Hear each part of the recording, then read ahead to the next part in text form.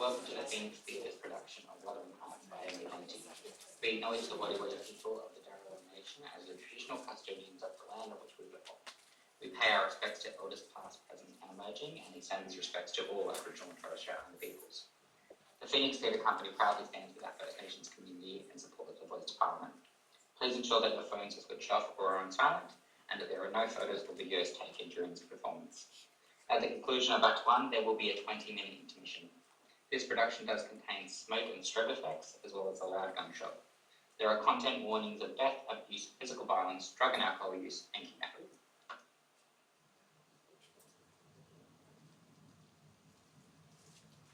Sit down. You'll begin soon. Rough weather you have in these parts, not quite what I'm used to. Then you should not have come out. I don't want your help. I can get them for myself. I beg your pardon. Were you asked for tea? I should be glad for a cup. Were you asked? No. You see, sir, I have come as promised. I am surprised that you should choose to ramble about in the thick of a snowstorm. You know you run a risk of being lost in the marches. Even those familiar with these moors often miss their road on such evenings, and I can tell you, there is no chance of a change at present. Perhaps I could get one of your lads to guide me. Could you spare me one? No, I could not. Indeed. Well, then I must trust to my own wisdom. Are you going to make the tea? Is he to have any? Get it ready, will you? Thank you, but I wish to put your good wife to no trouble. Mrs. Heathcliff is my daughter-in-law. Then this young man is... Not my son. My son is dead these 4 months. My name is Captain Earnshaw, and I advise you to respect it. I intended no disrespect. I hope this will be a lesson to you. Make no more rash journeys on these hills. As to staying here, I don't keep accommodation for visitors. You'll have to share a bed with Head, or Joseph, if you do. I could sleep on a chair in this room. No. A stranger is a stranger, be he rich or poor. It will not suit me to permit anyone the range of the place while I am off guard. I'll go with him as far as the park. You'll go with him to hell. Somebody must go. Not at your command. You set store on him, you'd better keep quiet. Then I hope his ghost will haunt you. And I hope Mr. Heathcliff never gets another tenant till the Grange is ruined. Hearken, hearken! She's setting a curse on him! It's a wonder you can fashion to stand there!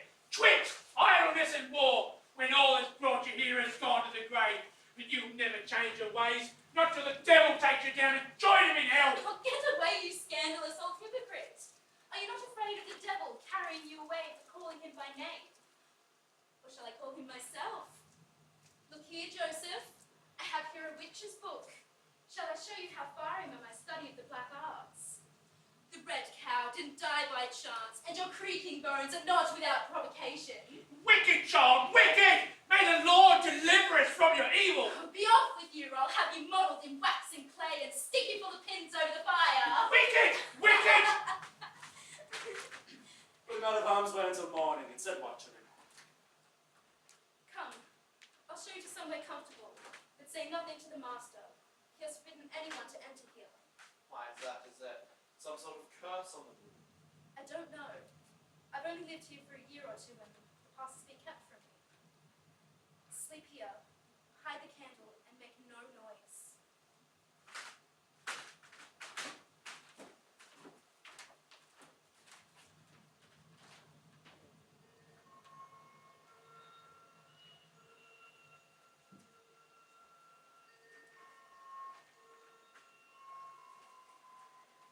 Catherine Earnshaw, Catherine Heathcliff, Catherine Linton. How little did I dream that Hindley would ever make me cry so. My head aches till I cannot keep it on the pillow. Poor Heathcliff. Hindley calls him a vagabond and won't let him sit with us nor eat with us any more. And he says that he and I must not play together, and threatens to throw him out if we break his orders. He's been blaming father for treating Heathcliff too liberally, and swears he will reduce him to his right place.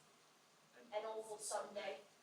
I wish my father were back again. Hindley is a detestable substitute. His conduct to Heathcliff is atrocious.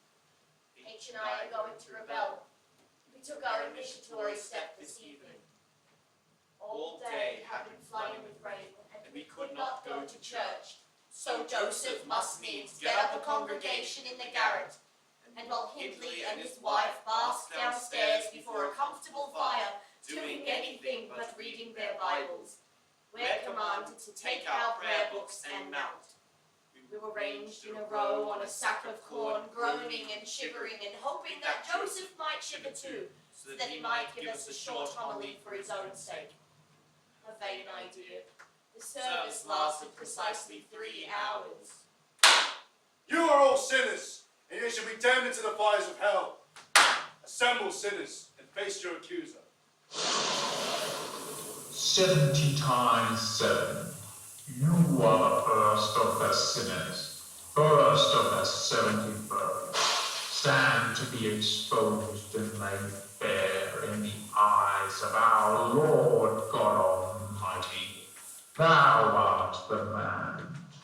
70 times 7 times didst thou daintily contort thy visage. 70 times 7 did I take counsel with my soul. Lo, this is human weakness. This also may be exalted. The first of the 71st is come, brethren. Execute upon him the judgment written. Excommunication. Let me in, Heathcliff, let me in! Who are you? Catherine Linton. It's me, Kathy, I've come home. I lost my way out on the moors, I'm so cold. Let me in, Heathcliff, let me in, I'm so cold. Let me go and I'll let you in. Let me in, I'm so cold. I'll not let you in. It's been 20 years since I've been away. 20 years, 20 years. Let me in, I'm so cold. Help! Help, Mr. Heathcliff, help! What is it? Confound you, Mr. Lockwood. I wish you were at the Grange. What were you doing here? This room is forbidden. That young woman put me here. No doubt to confirm this place is haunted at my expense. Well, it is swarming with ghosts and goblins. You have good reason for shutting it up, I assure you. What are you talking about, you babbling fool? Well, you're not related to that preacher, James Bronte. Your ancestors are most inhospitable. And that minx, if that little fiend had got in at the window. What fiend? You're babbling. Catherine Linton or Earnshaw, whatever the creature called herself. She claimed to have been walking the earth these past 20 years. Just punishment for her sins in life, no doubt. She must have been a changeling, wicked little soul. This place is haunted with ghosts and devils. The souls of sinners never rest. How dare you speak of her that way under my roof? Get out! Return to the Grange. Kathy? Kathy!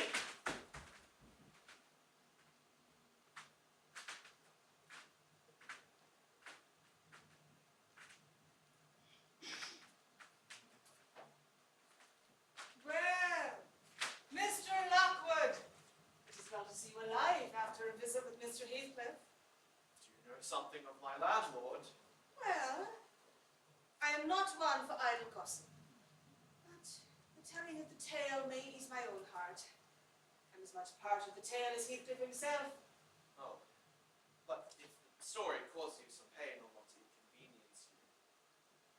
Is Mr. Heathcliff rich? Oh, yes, sir. Though no one knows how much, but it increases every year. He is rich enough to live in a house even finer than this one. Then why live in that farmhouse? He had a son, it seems. Oh, yes, he did. He is dead now. And that young lady, Mrs. Heathcliff, is his widow. Yes. Poor child. Where did she come from originally? Oh, here, sir. She is my late master's daughter. Catherine Linton was her maiden name.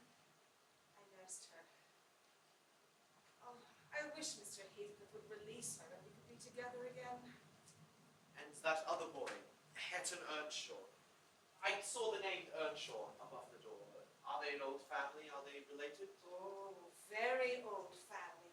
Young Hareton is Catherine's cousin. His father was Mr. Hindley Earnshaw, and the last of his line. And Miss Catherine is the last of hers from her father, Mr. Edward. And her husband who was passed? Also her cousin. One on the mother's, one on the father's side. Seems like a complicated tale. And what is Mr. Heathcliff's story? A cuckoo's tale, sir. I should like to hear it unless it would distress you to speak it. Nay, sir. Let it serve to you as a lesson in how a man, after being destroyed, can destroy all others around him.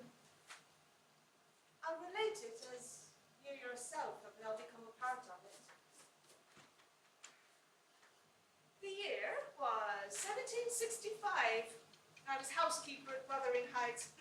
Not much more than a girl myself.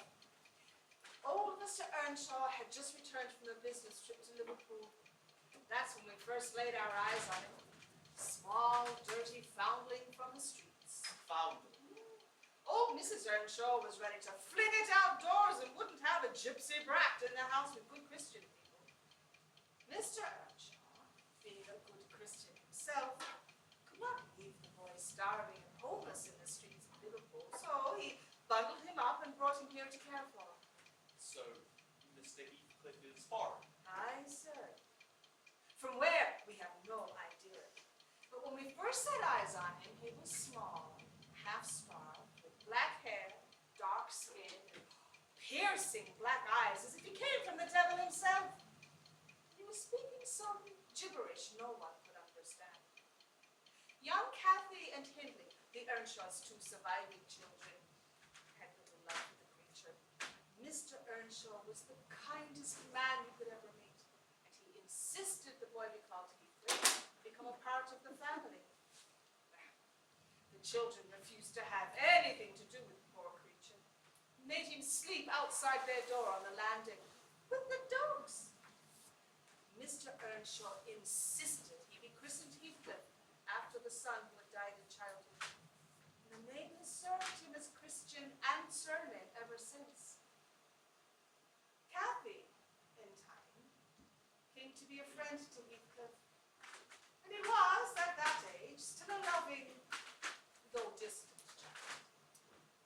He might have grown to a fine man if it had not been for Hindley, jealous of the way he had been placed in his father's heart.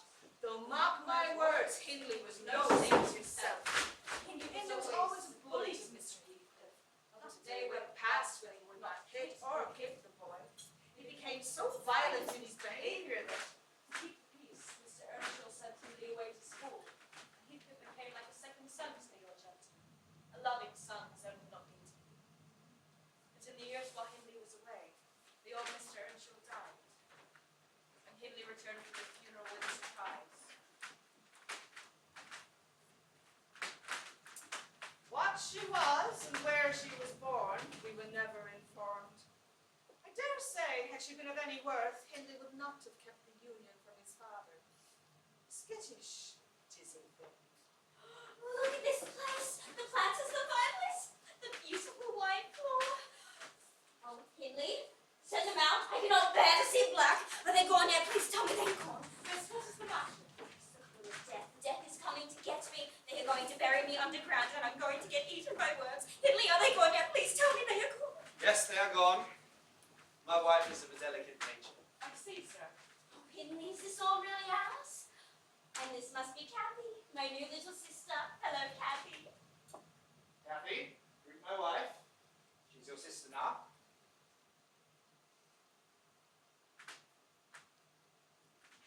And who is the dirty little creature? A dog. Get him out of the field with the other animals.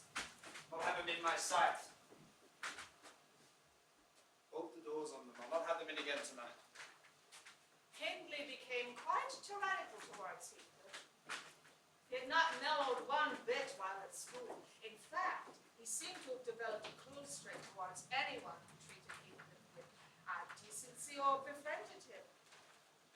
Cathy and Heathcliff spent their days away from the Heights and from Hindley's gaze, until one night they did not return home at all. Finally, long past dark, stayed home, dirty and alone. Where is Miss Catherine? No accidents, I know. At Thrushcross Grange, Nelly. I would have been there too. But they did not have the manners to ask me to stay. Now what in the world led you to Thrushcross Grange? Kathy and I escaped the wash house, and we thought we would see whether the Lintons spent their Sunday evenings shivering in corners, reading sermons, and getting catechized by their manservant. Probably not. No doubt they're good children. We ran from the top of the heights down to the bottom of the park, and planted ourselves firmly under the drawing room window. It was beautiful. A splendid place, carpeted with crimson. Edgar and his sister had it entirely to themselves. Isabella lay screaming in one corner of the room, shrieking. Edgar stood in the hearth, and in the middle of the table sat a little dog. They pulled it in two between them, big idiots. That was their pleasure. The corolla should hold a heap of warm hair. I'd not exchange my conditions here for Edgar Linton's. Even if I had the privilege of painting the house from it in his blood. Hush, hush. Still, you've not told me how Catherine is left behind. Linton's heard us, so we thought we'd better run. I had Kathy by the hand when all of a sudden she fell down. One of the Linton's hounds had seized her by the ankle, nearly. Keeper took her up in his arms, brought her into the house. I recognized her from church. They cast me out. I'm too dirty to sit on their fine furniture. Frightful thing. Put him in the cellar, Papa. He looks exactly like that fortune teller that stole my tame pheasant, doesn't he, Edgar? What's it doing with Miss Earnshaw? Isn't it that thing Mr. Earnshaw brought back from Liverpool? Some American native or Spanish Newcastle maybe not? Oh, Heathcliff. Who knows where your parentage comes from? You can say you're no greater than that milksop Linton anyway. You can say your mother was not some queen, or your father an Indian prince able to buy a Grange and Wuthering Heights with one day's earnings.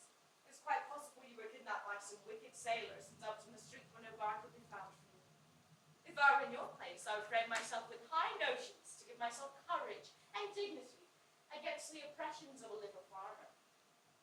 Hindley beat Heathcliff for deserting his sister, and his temper was unhinged when it came to the boy. Finally, Miss Cathy returned home 5 weeks later, just before Christmas. She was no longer the Cathy we knew. Living with society had given her airs and graces that were out of place at the Heights. Why, Cathy, you were quite a beauty. I should scarcely have known you. You look like a lady now. Isabella Linton is not to be compared with her, is she, Francis? Isabella is not in her natural advantages, but she must learn not to grow wild here again. Nellie, help Miss Catherine with her things. Oh no, dear, you'll disarrange your curls. Let me untie your hat. Is Heathcliff not here? Heathcliff, you may come forward. You may greet Miss Catherine and wish her welcome like the other servants. Shake hands, Heathcliff. I will not.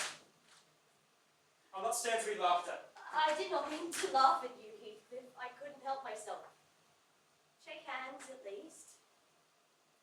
What are you sulky for? It was only that you looked odd, but if you brush your hair and wash your face, all will be all right, but you are so dirty. You don't have touched me. I will be as dirty as I please, and I like to be dirty, and I will be dirty. Cathy had become a young lady. Felt herself above Heathcliff's affections. They had lost in each other their closest ally.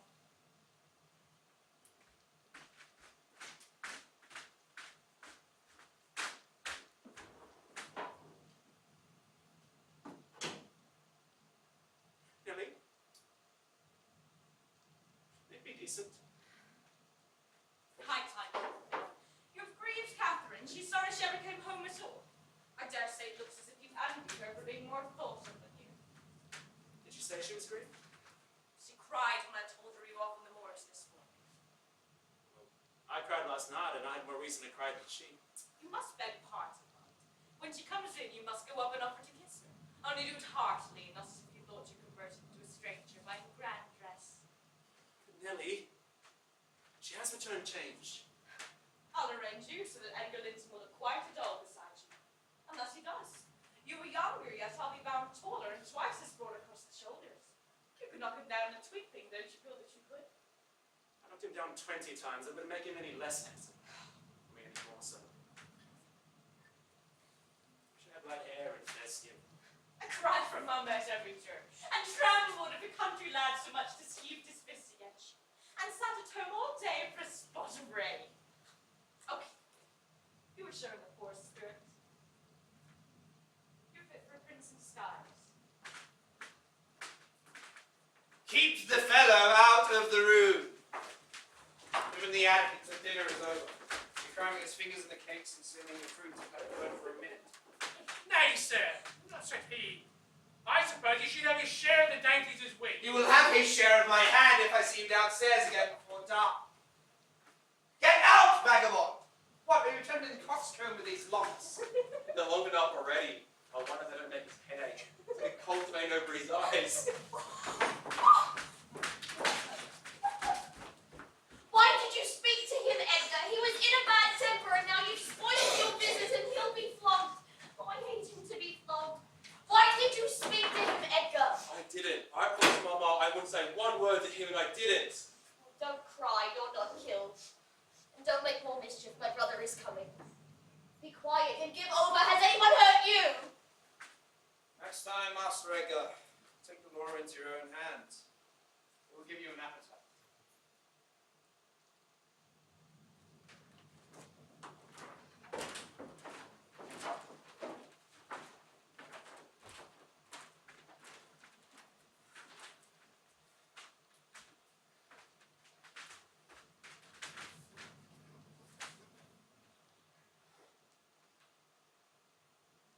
Trying to settle how I'll pay Hindley back.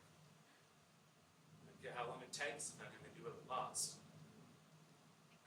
I cannot die before I do. For shame, Heathcliff, it is for God to punish wicked people. We should learn to forgive. No. God won't have the satisfaction that I will. I only wish I knew the best way. Let me alone and I'll plan it out. While I'm thinking of that, I don't feel pain.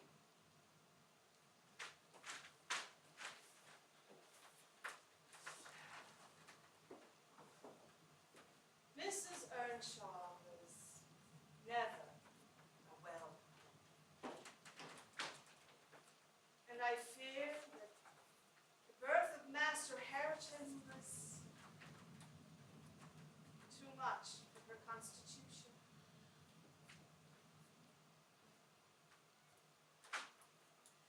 Mr. Hindley found consolation in the bottle, which gave him a most ferocious temper. Kathy spent more time with the Lintons, each day growing farther apart from the one who loved her most.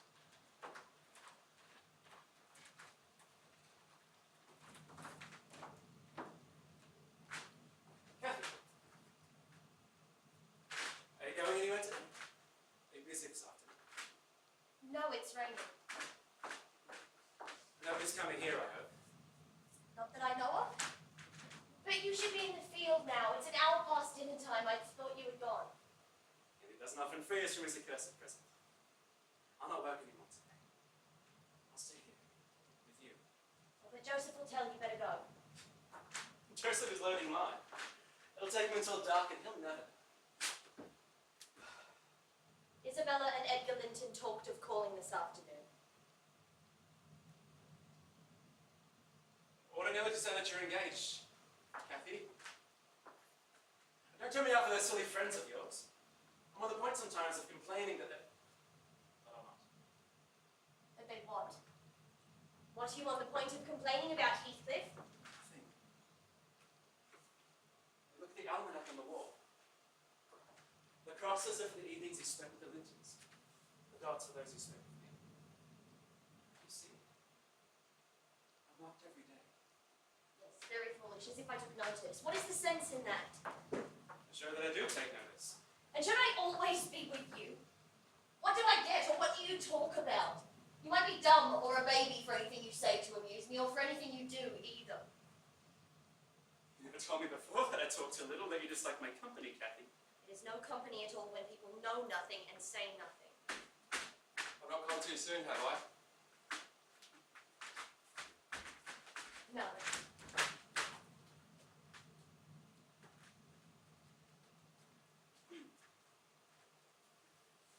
What are you doing there, Nellie? My work, miss. Take yourself when your dust is off. It's a good opportunity now the master's away. I'm sure Mr. Edgar will not mind it. No, but I hate you to be fidgeting in my presence. I'm sorry for it. Oh, miss, that's a nasty trick. You've no right to nip me and I'm not going to bear it. I didn't touch you, you lying creature. What's that then? Catherine, no. Leave the room, Nellie! Take warning and be gone.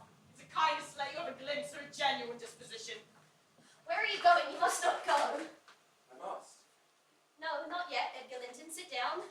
You'll not leave me in that temper. I should be miserable all evening, and I won't be miserable for you. Can I stay after you struck me? You made me afraid and ashamed of you. I won't come here again. And you told a deliberate untruth. I didn't. Well, go if you please. Get away. And now I'll cry, and I'll cry, and I'll cry, but stop sing. Mrs. Dreadfully wayward, sir. As bad as any mad child. You best be riding home or else you will be sick if only to grieve us. To the point, just take the abuse. He possessed the power to depart as much as a cat possesses the power to leave a mouse half killed or a bird half eaten.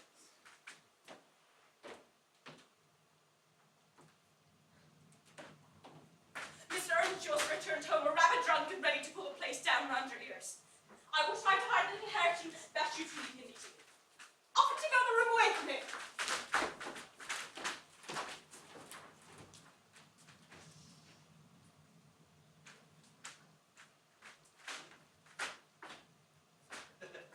Nellie, I figured it out at last. You've sworn between you all to murder that child. Now I know it all. You and that gypsy rat want to take my inheritance from me. That is why he is always out of my way. With the help of Satan, I'll make you swallow the carving knife and dig the truth from it. But I don't like the carving knife. It's been cutting herrings. I would like to kill some of you. I'll have no rest until I do when you're out of my way. I'd rather be shot if you please. You'd rather be damned. And so you will. You see, this hideous little villain is not head. I beg your pardon, Nellie. Oh, if it be, he deserves flaying alive for not wanting to welcome me, for screaming as if I were a goblin. Dry thy eyes, here's a joy. Kiss me, Adam. Oh, it won't. Damn thee, kiss me. My God, as if I would rear such a monster. Sure as I'm living, I'll break the brat's neck. I wonder his mother did not rise from the grave to see how you use him. He hates you. They all hate you. A happy family out of a pretty state you've come to. Well, come to a prettier state yet. I could kill you all tonight, unless, perhaps, you set the house on fire. But that's as my fancy goes. Nature, please do take warning. Have mercy on the unfortunate boy if you care nothing for yourself. Ellie, anyone will do better for him than I will. Have mercy on your own soul. Not I. On the contrary, I will have the greatest pleasure in sending it to perdition to punish its maker. Here's to its hearty damnation. Oh, God. In his drunken stupor, he almost cracked little Hareton's skull on the landing as he dropped it when he passed out from the drink. Fortunately, Heathcliff was there watching and ready to catch him before he hit the ground. Heathcliff was always the one for hiding around corners watching and waiting. It's a pity he cannot give himself a drink. He's doing his very utmost, but his constitution defies him. Heathcliff had overheard the whole affair and returned to take care of Hareton fondly. He'd always had an affection for the little one. I suppose as both were the target of Hindley's rage. What a difficult household to exist in. stranger was to come. I thought Heathcliff had left to put Hereford to bed. There was a storm across the moors. Are you alone, Nellie? Yes, miss. Where's Heathcliff? Taking little Harrison's respect. Oh dear, I am very unhappy. A pity you're so hard to please. So many friends and so few cares, and can't make yourself content. Will you keep a secret for me, Nellie? Is it worth keeping? Today, Edgar Linton asked me to marry him. And I have given him an answer, but before I say whether or not it was consent, tell me which it should have been. Really, Miss Catherine, how could I? Considering the exhibition you performed in front of him this afternoon, I might say it would be wise to refuse him. Considering he asked you after that, he must be either hopelessly stupid or a venturesome fool. I accepted him, Nellie. Was I wrong? You accepted him. You pledged your word and cannot retract. But say whether or not I should have done so. There are many things to be considered. Do you love Mr. Edgar? Of course I do. Why do you love him? I do, that's sufficient. You must say not. Well, because he is handsome and pleasant to be with. Bad. And because he is young and cheerful. Bad still. Because he loves me, and he will be rich, and I should like to be the greatest woman in the neighborhood. And I would be proud of having such a husband. Nellie, I must get out of here and away from Hindley and his tempers. Worst of all. And now say how you love him. As everybody loves. You're silly, Nellie. Not at all, Lance.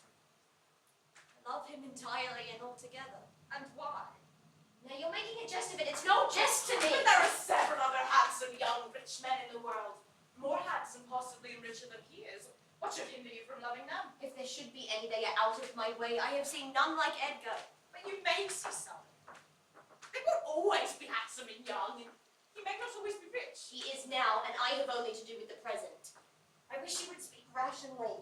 Well, that settles it. If you only have to do with the present, marry Mr. Linton. I do not want your permission for that. I will marry Edgar. But you have not told me whether or not I am right. Perfectly right, if it be right to only marry for the present.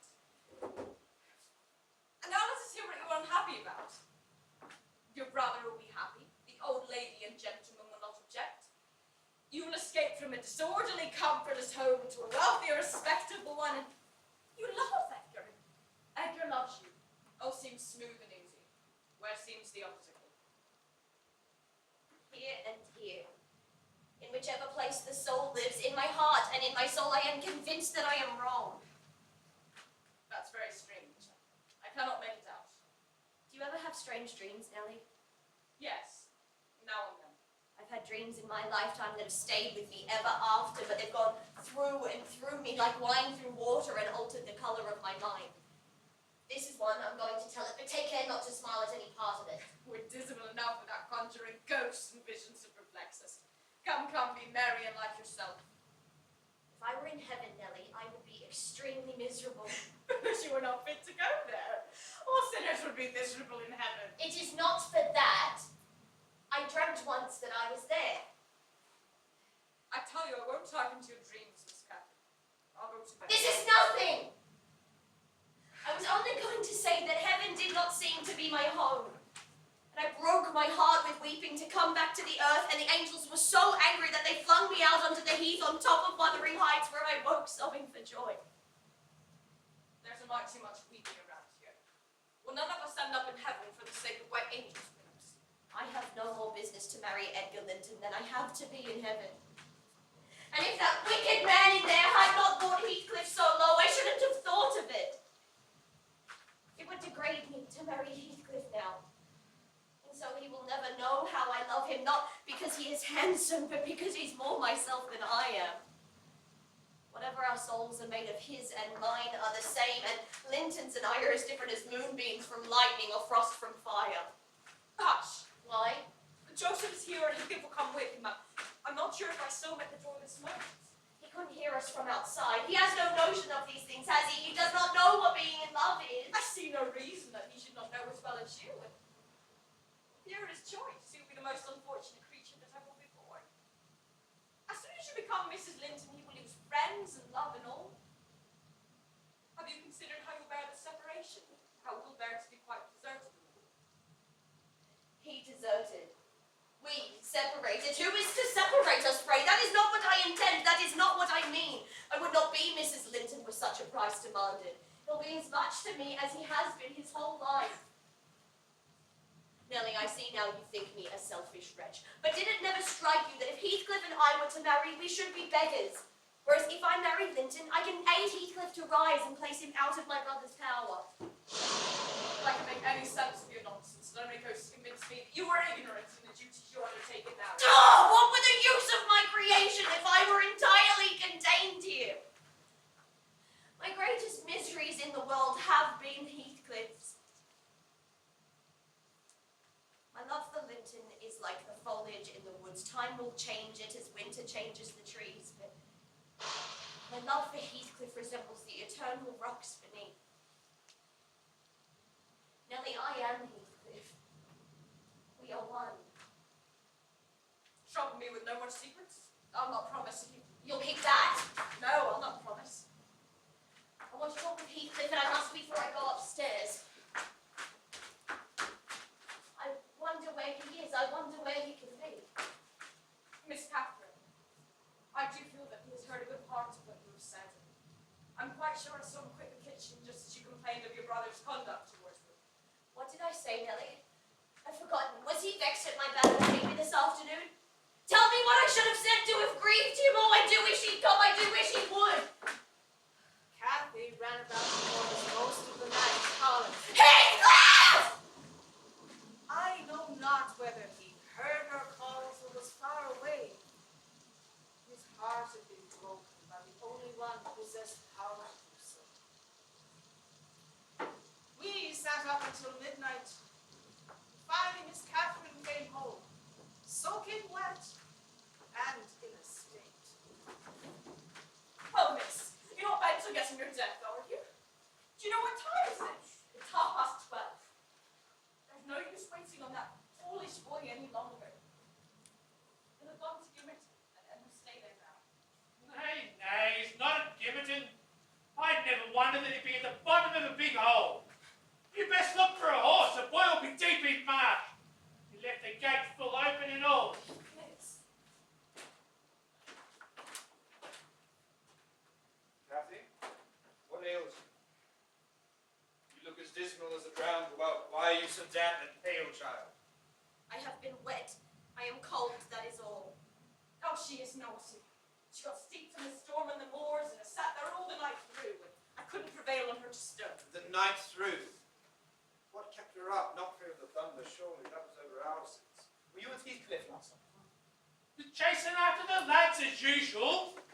Both Heathcliff and Linton yesterday. And you good for nothing slatternly witch, letting them come and go. The devil will have you. What? Edgar Linton came yesterday by chance. But I told him to be off as I knew you would not like to meet him as you were. You lie. You with Heathcliff. I never saw Heathcliff last night! And if you do throw him out of doors, I will go with you. But perhaps you won't have the chance. Perhaps he is gone. Get to your bed. Old Mrs. Linton insisted the young mistress be taken to the Grange, as she become deathly ill with a fever after that night on the fields, calling for Heathcliff like a banshee. When did she return? Several months later. We'd heard nothing from her, except a few words from their servants Joseph overheard. Not long after, both old Mrs. Linton and Mr. Linton passed away, leaving Edgar with charge of the house. 3 years later, she and Mr. Linton were married. I moved to the Grange the day Miss Cathy and Master Edgar were wedded. Were they happy then? Well, that depends on your point of view. Miss Cathy was overly fond of young Linton and much better behaved than I expected. He was very attentive to her comfort and he had a deep-rooted fear of ruffling her feathers. For the space of half a year, the gunpowder lay harmless as sand because no fire came near to explode it. And what became of Mr. Heathcliff? must have heard of the marriage. This time, it was he who returned home much changed. When first I saw him, I could scarce believe it was me.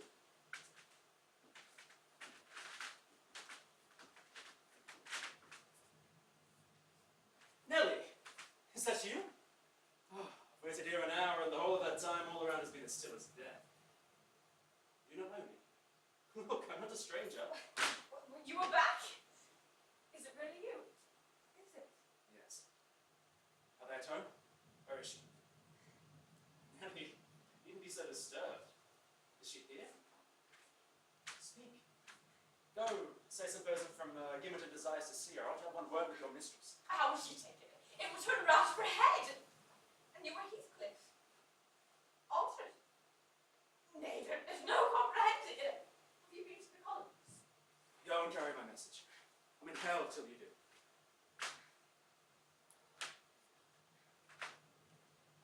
A person from Gimmerton wishes to see you, ma'am. What does he want? I did not question him. Well, close the curtains and bring up tea, Nellie.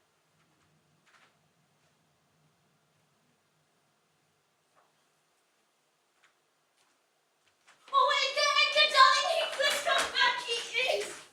There's no need to strangle me for that. It never struck me such a marvelous treasure. There's no need to be so frantic. I know you did not like him, yet for my sake you must be friends now. Sit down, sir. Mrs. Linton recalling old times would have me give you a cordial reception. And of course I am gratified when anything occurs to please her. And I also. Especially the anything which I have a part. Come, I will say an hour or two living there. Oh, I will think it a dream tomorrow. I will not be able to believe that I've seen and touched and spoken to you once more. And yet, cruel Heathcliff, you do not deserve this welcome. To be absent and silent for 3 years and never to think of me. A little more than you thought of me. I heard of your marriage, Cathy. Not long since, in my waiting in the yard below, I planned to have just one glimpse of your face. A stare of surprise, perhaps. And pretended pleasure. Afterwards, settle my score with Hindley and prevent the law by doing execution on myself. I am glad of your return. But I would have been happier if you had never left. You'll not drive me off again. You were really sorry for me, were you? Well, there was cause. I fought through a bitter life since I last heard your voice. You must forgive me. For I struggled only for you. Catherine, unless we are to have cold tea, please come to the table. Mr. Heathcliff is a long walk, wherever he may lodge tonight.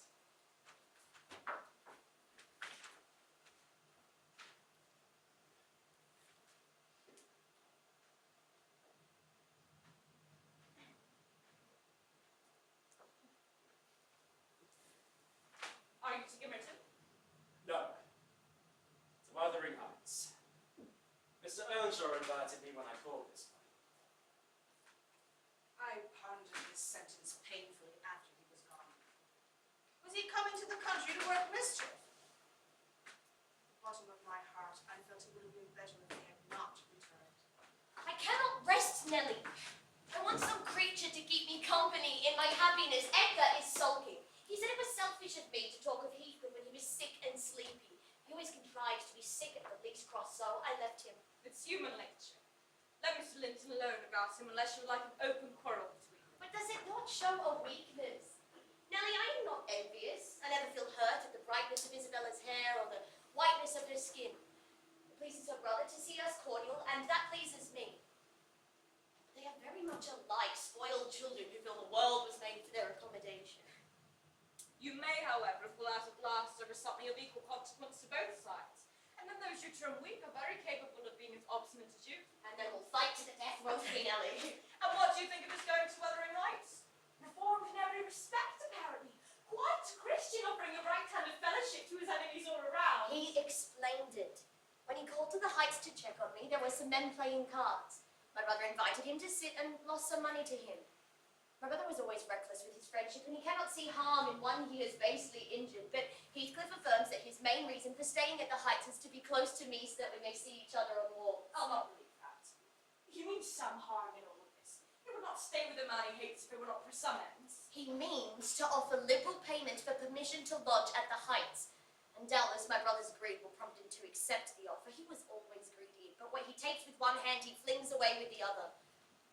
I have no fear for Heathcliff. He has a good head on his shoulders that will keep him from harm. But I fear a little for Hindley. Though he cannot be made morally worse than he already is, I stand between him and bodily harm. And what of your husband?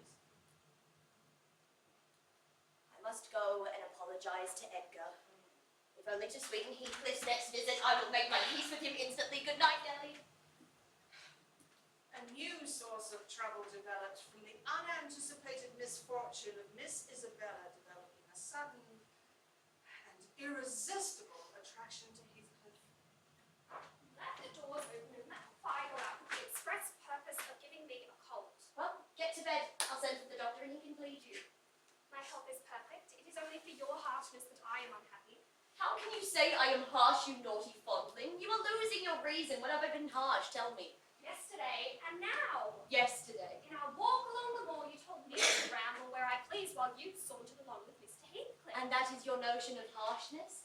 It was no hint that your company was superfluous. We didn't care whether you kept with us or not. I merely thought that Heathcliff's talk would have no interest for your ears. No, you wished me away because you knew I wanted to be there. Are you sane? I'll repeat our conversation word for word and you tell me if it has any charm for you. It is not the conversation. I wanted to be with Well, him. And I won't be sent away all the time. You are a dog in the manger, Kathy, and you desire nobody to be loved but yourself. you impertinent little monkey. I'll not believe this idiocy. It is impossible that you desire the admiration of Heathcliff, that you feel him an agreeable creature. I hope I have misunderstood you, Isabella. No, I love him more than you have ever loved Edgar. You might love me too if you'd let him. I wouldn't be you for a kingdom then. Heathcliff is an unreclaimed creature without refinement or cultivation. Do not imagine he is a rough diamond or a pearl contained within some rustic oyster.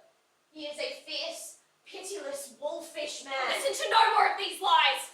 It means some harm to me out of your jealousy for him. He'd crush you like a sparrow's egg if he found you a troublesome charge. I know he could never love a Linton, but he'd be quite capable of marrying your fortune and expectations. You are worse than 20 foes. You poisonous fiend. You won't believe me then. You think I speak from selfishness. I am certain you do, and I shudder at you. Good then. Try for yourself if that be your spirit. I am done and yield the argument to your stubbornness. I must suffer her egotism. All is against me. Banish him from your thoughts, miss. He's a bird of bad omen. Honest people don't keep secrets. How has he got rich? And why is he staying at the man of the house of the man he abhors? They say Mr. Earnshaw's grown worse and worse since he came. They sit up all night together continually, and Hindley does nothing but gamble and drink. You are late with the rest. All these lies and falsehoods to keep me from joy. And if this account keeps your conduct true, you would never think of desiring such a husband, would you? What malevolence you must have to convince me that there is no happiness in the world. I must admit, my curiosity had piqued about what state things were in at the Heights since Heathcliff's return. So, on my way to Gibbleton Market, I wandered a little. I did not need to travel far when I found my old playmate sitting in the dirt, scraping out a bowl of flint. Hello, my little darling. Does he not recognize me? It's me, Nellie. I've come to see your father. Useless shit. Bugger off! Why? Who taught you such words? Surely not the curate. Damn the curate and damn thee! Give me shitting apple. You tell me you learned such fine words from. I will give you the apple. Devil daddy. Here, take the apple. It is fresh, just from the market. And what else do you learn from that? No. But don't have a shot. Daddy cannot buy me because I swear at him too much. And the devil teaches you to swear at Daddy. Nay. Who's that? Heathcliff. Do you like Mr. Heathcliff? Aye. He gives Devil Daddy what he gives to me. He curses Daddy. When Daddy curses me, he says I must do as I will. And the curate does not teach you to read or write then? No. Heathcliff said if the curate steps over the threshold, then he'll have his teeth dashed down his throat.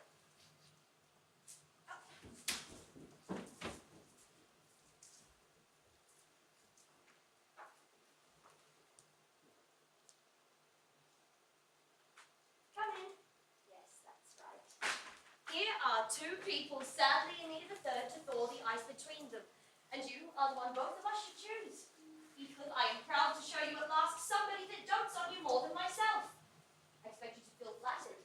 My poor little sister-in-law has been breaking her heart at the mere contemplation of your physical and moral beauty. My moral beauty. Tell me more. It lies in your own power to be Edgar's brother. We were quarrelling like cats about you, Heathcliff, and I was fairly beaten in praises of your virtues. And moreover, I was informed that if I would have the manners to stand aside my rival as she would have herself to be, she would shoot a shaft into your soul that would fix you forever and send my image into eternal oblivion. Catherine! Thank you to adhere to the truth and not slander me, even in joke.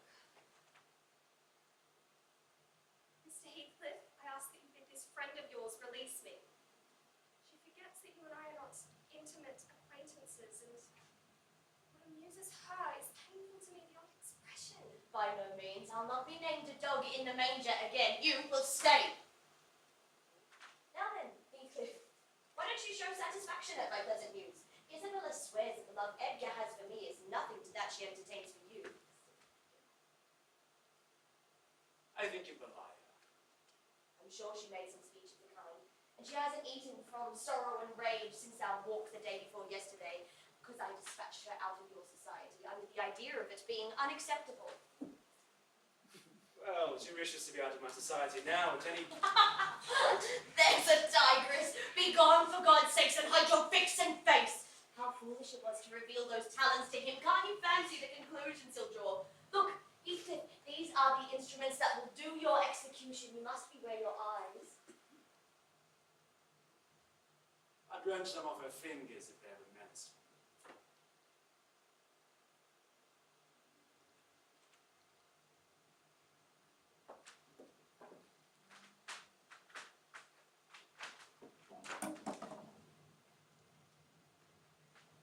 What did you mean by teasing the creature? You were not telling the truth, were you? I assure you I was. She's been pining for your sake for several weeks now, and offering forth a deluge of abuse because I've represented your failings in a plain light for the sake of mitigating her adoration. Not like her too ill to attempt it, except in a very ghoulish fashion. I don't notice it further. I wish to punish her sauciness, that is all. I like her too well, my dear Heathcliff, to let you absolutely seize and devour her up. Oh, you hear of odd things in the left alone with that monkish, waxen face. The most ordinary of which would be painting on its white the colours of the rainbow and turning the blue eyes black every day or two. They so detestably resemble infants. Delectably. They are a dove's eyes and angels. She's her brother's heir, is she not? I should be sorry to think so. Half a dozen will erase her title, please heaven. Abstract your mind from the subject at present. You are too prone to covet your neighbour's goods. Remember that this neighbour's goods are also mine. Well, if they were mine, they would still be there. But though Isabella Linton may be silly, she is scarcely made, and will no doubt dismiss the matter as a goodbyes.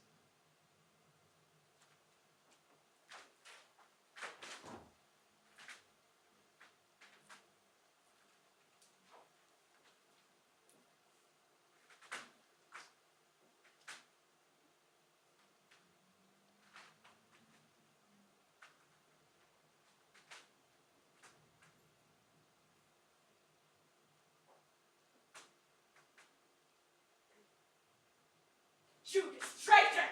Who is Nelly? Your worthless friend, that sneaking rascal yonder. Ah, he's caught a glimpse of us. He's coming in. I wonder if we'll find an excuse of making love to Miss when he told you he hated her. Heathcliff? What are you about raising this stir? I said you must leave Isabella alone, and I beg you will, unless you are tired of being received here and wish Edgar to draw the bolts against you. God forbid that he should try. Hush, don't vex me. Why have you disregarded my request? Did she come across you on purpose? What is it to you? I have a right to kiss her. I'm not your husband. You'd be jealous of me. I'm not jealous of you, I'm jealous for you. Clear your face, you will not scowl at me. If you like Isabella, you will marry her. But do you like her? I'm certain that you don't. And will Mr. Linton approve his sister marrying that man? Mr. Linton should approve. He might spare himself the trouble. I could do as well without his approbation. And as to you, I want you to be aware that I know you've treated me unfairly. And if you flatter yourself that I don't perceive it, you are a fool. And if you think I can be consoled by sweet words, you're an idiot. I've treated you infernally. You fancy I'll suffer in revenge. I'll convince you of the contrary. In the meantime, thank you for telling me your sister-in-law's secret. I'll be sure to make the most of it. You'll take revenge. How will you take it, ungrateful brute? How have I treated you infernally? I seek no revenge on you. That's not the plan. You are welcome to torture me to death for your own amusement. I leveled my palace. You erect a hovel and complacently admire your own charity in giving me that for a home. I imagined you really wanted me to marry Isabel. I cut my throat. Oh, the evil is that I am not jealous, is it? Well, I won't repeat my offer for a wife. It is like offering Satan a lost soul. Your bliss lies like his in inflicting misery.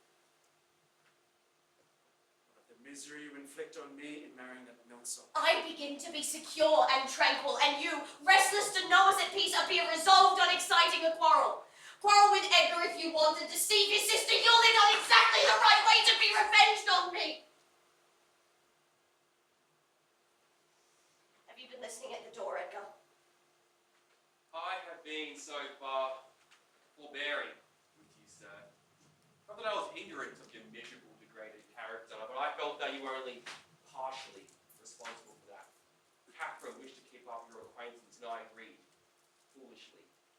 Your presence is a moral poison that will contaminate even the most virtuous.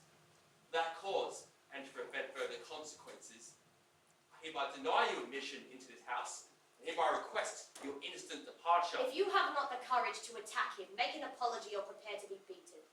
It will correct you for feigning more valor than you possess. Heathcliff would soon as raise a finger against you as a king would march his army against mice.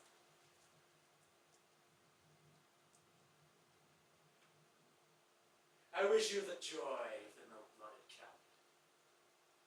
And that is the slavish, shivering thing you prefer to me. I would not strike him with my fist, but I would kick him with my foot and experience considerable satisfaction.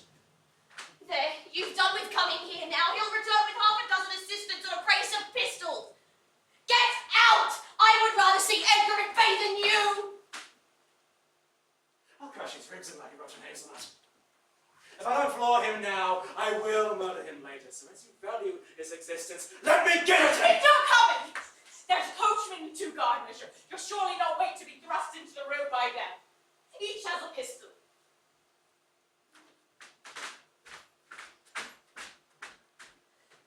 I am nearly distracted, Nellie. 1,000 spit hammers are beating in my head. Tell Isabella to shun me. This uproar is owing to her. If she or anyone else aggravates my anger at present, I will go mad and become as wild as a beast. And tell Edgar, if you see him, that I am in danger of becoming seriously ill. If I cannot keep Heathcliff for my friend, if Edgar be mean and jealous, I will try to break both of their hearts by breaking my own. It is a prompt way to finish all when I am pushed to extremity, but it is a deed reserved for a forlorn hope. Remain where you are, Catherine. I will not stay. I neither come to wrangle nor be reconciled. But I wish just to learn, after this evening's events, we wish you to continue your intimacy. Oh, for God's with sakes! Let us hear no more of it now. Your cold blood cannot be worked into a fever. Your veins are so full of ice water that the sight of such chilliness makes my own veins dance. Get rid of me, answer my question. Will you give up Heathcliff, or will you give up me? I require to be let alone. I demand it! Can't you see, Edgar? I can scarcely stand Edgar. Effie, There is nothing in the world the matter. she has blood on her lips. Never mind. Mrs. Linton resolved previous to your coming on exhibiting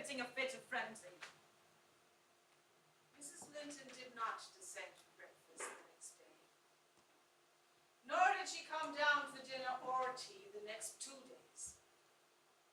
Mr. Linton, for his part, sat alone in his study, seeing nobody except for a brief interview with Isabella.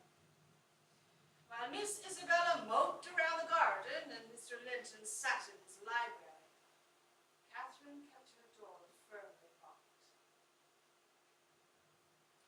On the 3rd day, she unbarred her door and desired a new supply of water and a basin of gruel.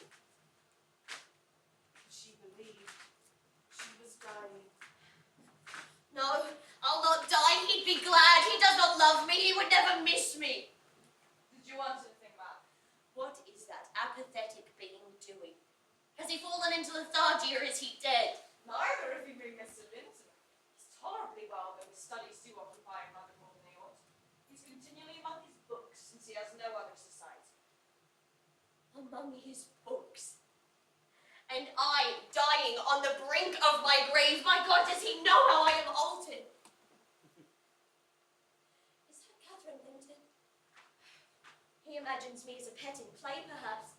Cannot you inform him, Nellie? Speak of your own mind. As soon as I learn how he feels, I'll choose either to starve at once, there would be no punishment unless he had a heart, or to recover and leave the country. Are you speaking the truth about him now? Take care. Is he truthfully so utterly indifferent for my life? Why, ma'am, the master has no idea of your being deranged. And of course he's not fear that you will let yourself die of hunger. You think not? Cannot you tell him I will persuade him? Speak of your own mind. You've forgotten, Miss Catherine, but this evening you've eaten some food with a relish. And tomorrow you will receive its good effects. If only I were certain it would kill him, I'd kill myself directly. These 3 awful nights, I have never closed my lids. I have been tormented, Nellie. I've been haunted.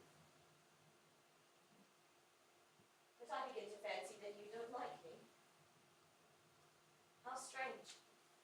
I thought though everyone hated and despised each other, they could not avoid loving me. And they have all turned to enemies in a few hours. How dreary to be death surrounded by their cold faces. Isabella, terrified and repelled, afraid to enter the room. It would be so terrible to watch Catherine go. And Edgar, standing solemnly by to see it and offering prayers of thanks to God and going back to his books. What in the name of all that he feels has he to do with books when I am dying? Nellie, open the window. Nay, it's the middle of winter. Cold winds are blowing. That's a turkey's, and that's a wild duck's. And this, it's a pigeon feathers, and they put pigeon feathers in the pillow. No wonder I couldn't die. Let me take care to throw it on the ground when I lay down. And that's a moorcock's. And this, I should know it amongst 1,000. It's a lapwing's. Bonny bird, wheeling over our head in the middle of the moors. It wanted to get at its nest for the wind to touch the swells, and it felt rain coming. This feather was picked up in the heath. The bird was not shot. Heathcliff and I saw its nest in the winter full of little skeletons. It set a trap over it, and the old ones dare not come. I made him promise to never shoot a lapwing after that, and he didn't. Yet here are more. Did he shoot my lapwings, Nellie? Are they red, any of them? Let me look. Give over with that baby work. Lie down and shut your eyes. You're one. I see in you, Nellie, an aged woman. You have grey hair and bent shoulders, and this bed is the fairy cave under Coniston Crag. You are gathering elf bolts to hurt our heifers, pretending while I am near that they are only locks of wool. I know you are not so now. I'm not wondering you're mistaken. Or else I should really believe you were that withered hag, and I should think I were under Coniston Crag. I am conscious it is night, and there are 2 candles on the table making the black press shine like jet. The black press? Where is that? You're talking in your sleep. It's against the wall. It always is. I see a face in it. Don't you see that face? It's behind there still. Oh, I hope it will not come out when you are gone. I dread being by myself. It is myself.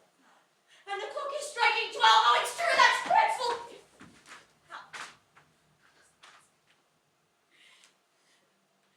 I thought I was in my chamber at Wuthering Heights. I fear sleeping, my dreams appall me. Oh, but if I were in my old chamber at the old house, and the wind sounding through the firs and the lattice, do let me feel it. It comes straight down the moor, do let me have one breath. Mrs. Linton, lady of Thrushcross Grange, and the wife of a stranger, an outcast, an exile from what had been my world. You may fancy a glimpse of the abyss where I have grovelled. Oh, I am burning! I wish I were out of doors again. I wish I were a girl, half savage and hardy. I'm sure I would be myself were I among the heather on those hills. Ma'am, That's my room with the candle in it.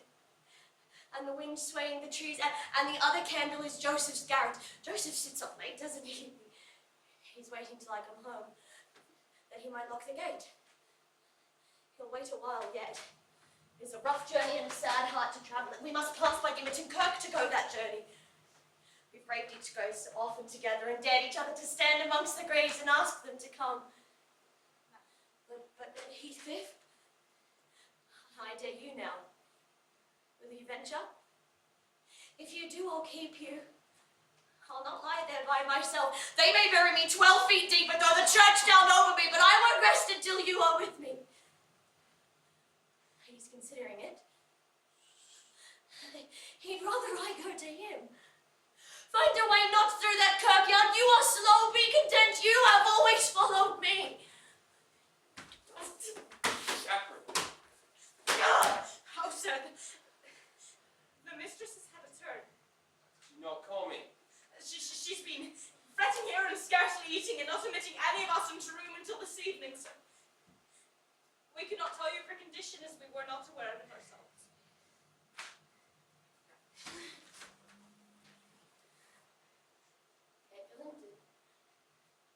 You are come. You are one of those things that are ever found when least wanted, and when you are wanted, never. I suppose we shall have plenty of lamentation now. I see we shall. But they will never keep me from my narrow home out yonder. My resting place where I am bound to be before spring is over. Not there amongst the lintons under the chapel roof, but in the open air with a headstone. You may please yourself whether you go to them or come to me. Do you not love me anymore? Do you love that wretched? Hush! You mention his name one more time and I will end the conversation instantly with a leap from the window. Ma'am! What you can touch you may have. But my soul will lay on that hilltop before you ever lay hands on me again. Get off of me! She's wondering, sir. She's been in a fever most of the night. I desire no further advice from you. You knew of the mistress's condition and of her delicate nature, and you said nothing. You said nothing of Heathcliff's visits. The mistresses made me swear not to. I am master in this house. Tell me now, how often has he been here? Ellen Dean, tell me now, are we banished from my service? Heathcliff has taken every opportunity to come and court the young mistress in your absence.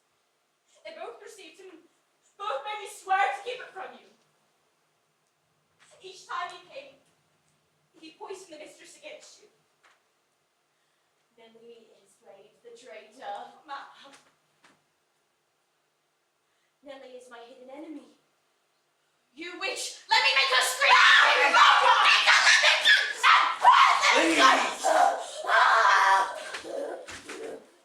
I ran from the room and went to fetch Dr. Kent from Gimmerton. He was afraid the fever may have done some permanent damage to the mistress's wits, so we treated her with extra care and ignored her abuse of curses. It was then that he told us the mistress was with child. It had been for some time. While I occupied myself with Miss Catherine, and the house was in uproar from the screams, Miss Isabella found the opportunity to escape to Wuthering Heights and to the arms of Heathcliff.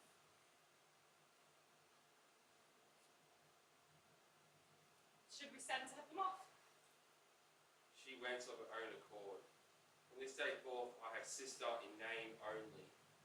Not because I have disowned her, but because she has disowned me. Leave her to her fate. Aye, sir. Though we did not hear of it until their return 2 months later, when I received a correspondence from Mrs. Heathcliff.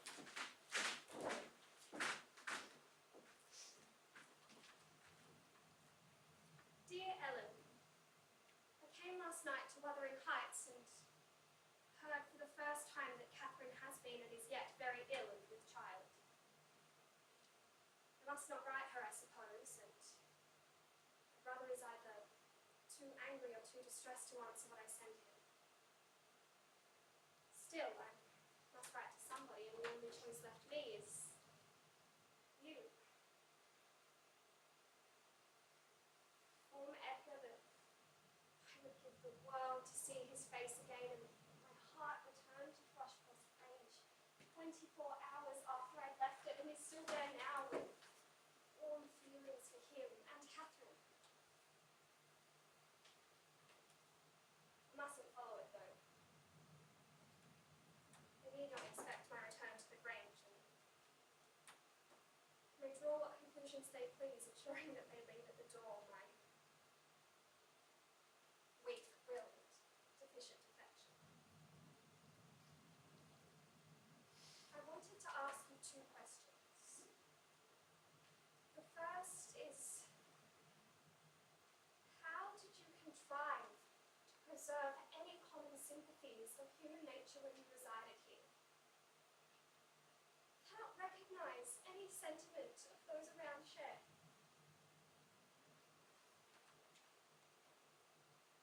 The second question concerns my husband.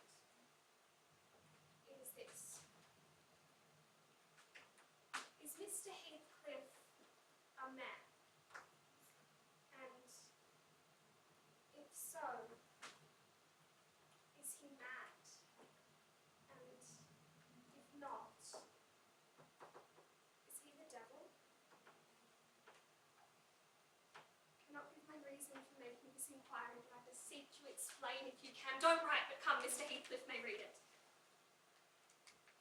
Read me something from Edgar. Sometimes I wonder at him with an intensity which deadens my fear, and I assure you that a tiger or a venomous serpent cannot rouse the fear in me in which he wakens. He told me of Catherine's illness and accused my brother of causing it, promising that I shall be Edgar's proxy in suffering until he can get his hands on him. I do hate him! I've been a fool, I'm wretched. I will look out for you every day. Please don't disappoint me, Isabella. Isabella.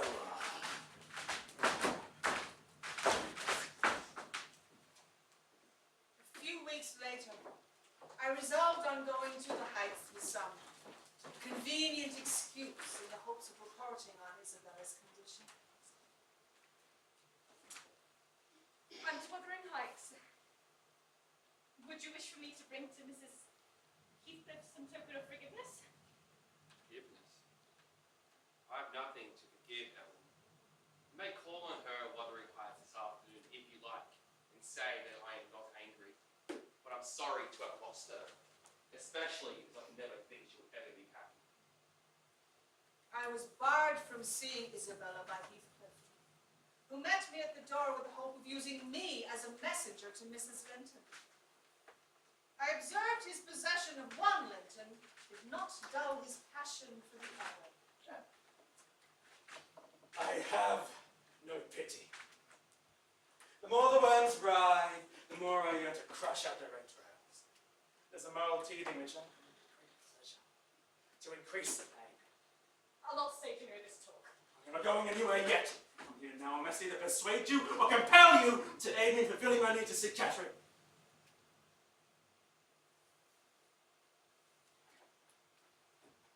I swear I mean no harm.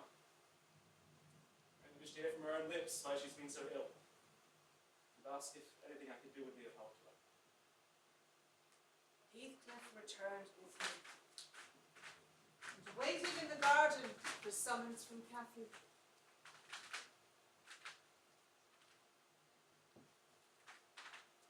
There's a letter for must read it immediately because it wants an answer. Shall I break the seal? He wishes to see you. He's in the garden by this time, and impatient to know what answer I will bring.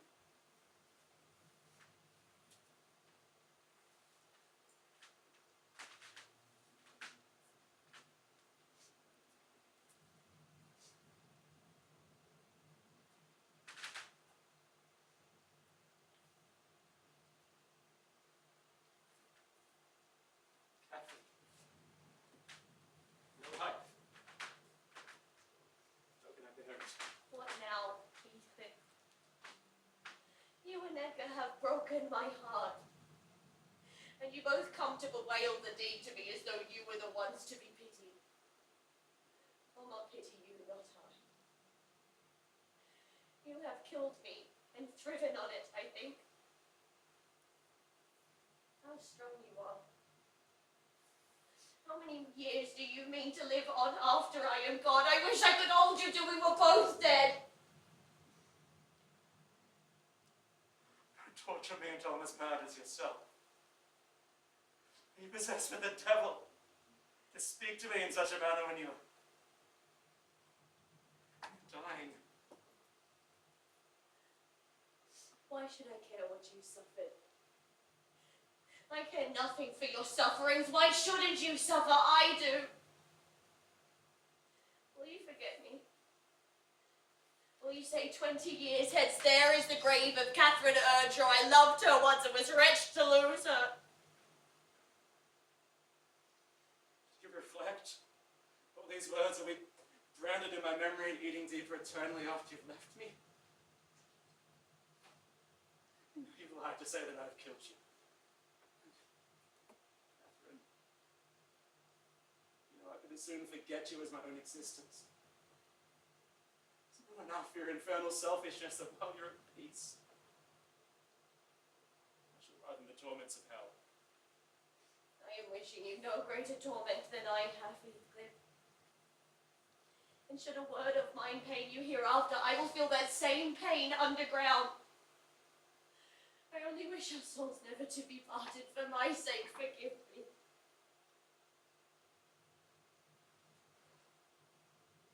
You teach me how cruel you've been. Cruel and false. Why did you despise me? Why did you betray your own heart, Cathy? I've not one word of comfort. You deserve this. You killed yourself.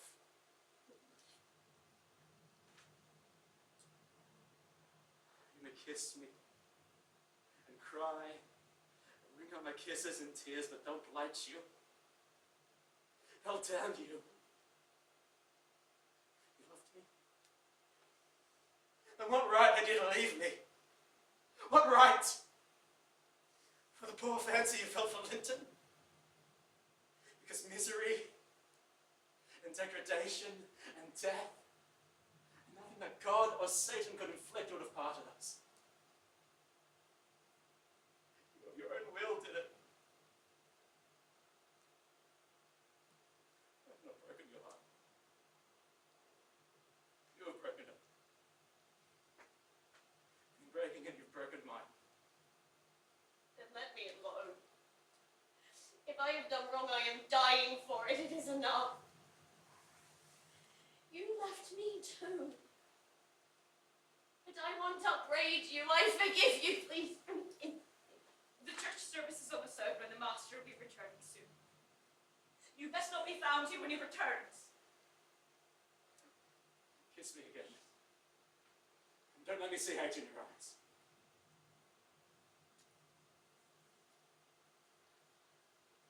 I forgive what you've done to me. I love my murderer. And yours. How can I? No, no. Don't go. Edgar will not hurt us. It is the last time, Heathcliff. I shall die. Ow!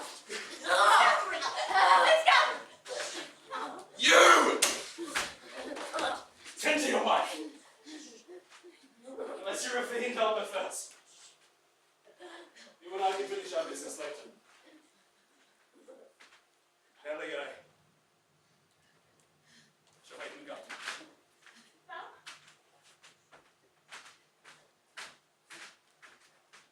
How can you come and say you mean no harm when you next purpose in ruining your hands for recovery by harassing yourself with your payments which you never even wanted you? You suppose you'd nearly forgotten me. Oh, Nellie, you know that's not true. You know as well as I do that for every thought she spends on Linton, she spends 1,000 on me. If he loved with all the powers of his puny being, he could not love as much in 80 years as I do in a single day. And Catherine has the heart as I have. She loves him with no more degree than she loves a dog. It's not in him to be loved like me. How can she love in him that which she's not got? You're the devil. Two words would comprehend my future. Death and hell. My existence after losing them would be hell.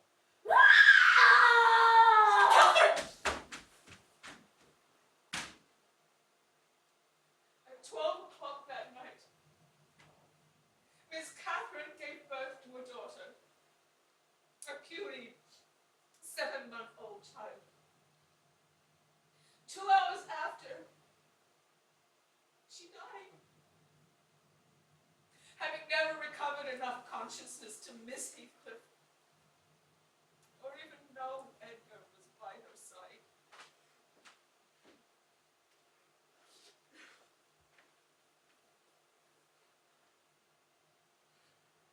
Catherine Earnshaw, may you not rest as long as I'm living. You said I killed you. Haunt me then!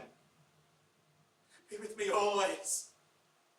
Take any form, send me mad, but do not leave me in this abyss where I cannot find you. I cannot live without my life.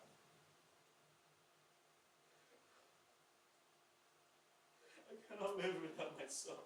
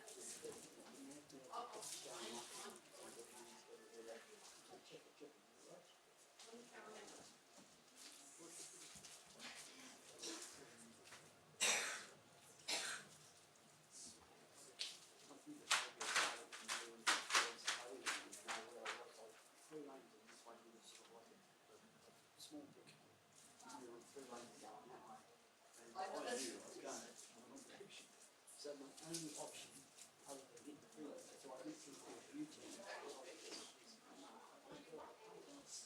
Locked in both sides. When I was arriving at the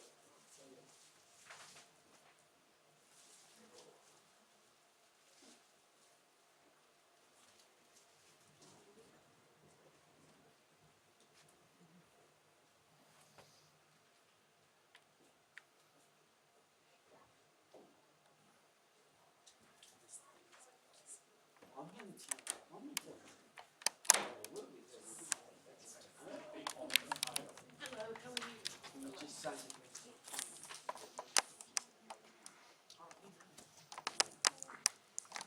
talk about it and discuss it.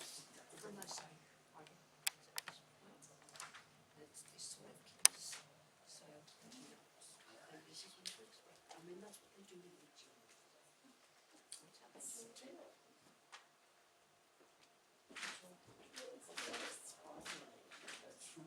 Sorry guys.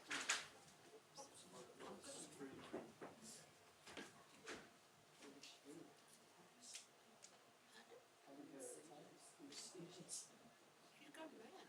I know. You drove me mad. She's dead. Yeah, she's dead now.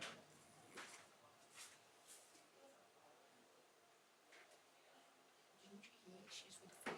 She was having a seizure. She was with fever. You were the seizure. She's also yes. As well. She was with fever. She was with fever. You can add it. Oh, right. Lucky. Thank you.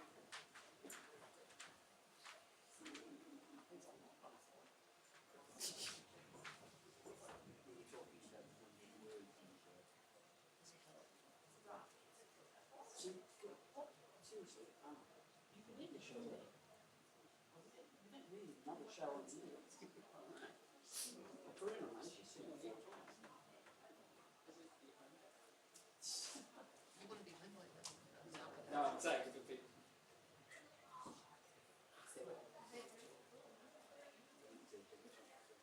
Oh, did you? Was she okay? Yes.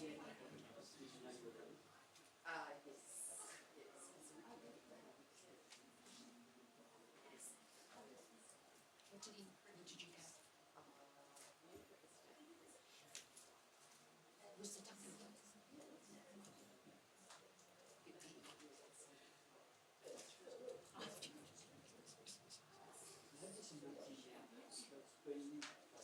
You just see someone walk past. Yeah, the other day we were at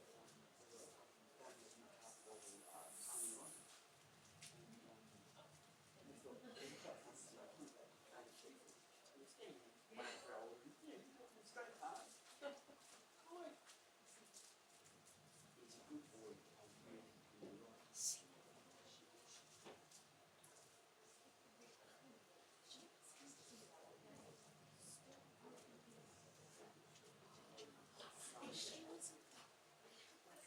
It's not bad.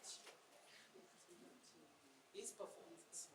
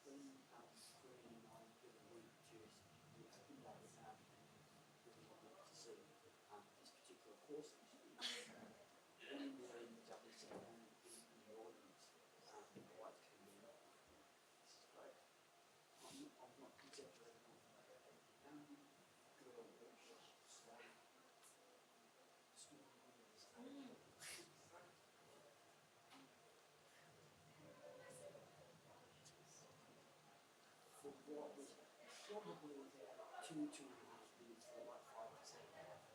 Didn't say a word, no music, no soundtrack, nothing.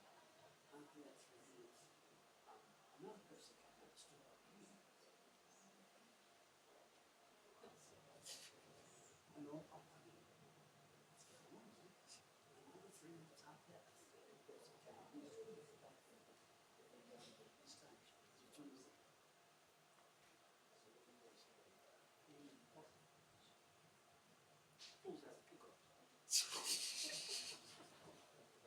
I said, you will get school for school, you know what I'm going to do. That's actually right. Yeah. Oh, so that's the way. Yes. And the meaning is, like it did evolve from there. But that actual performance, having gone through 3 years that she had, and that we watched over that 3 years, I kind of find more entertaining now than I did. Oh, what did you eat? A hot chocolate. Thanks. Do you want something? Oh yeah, I'll go get some shortly. Okay.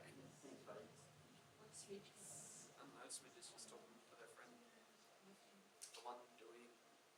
Yeah.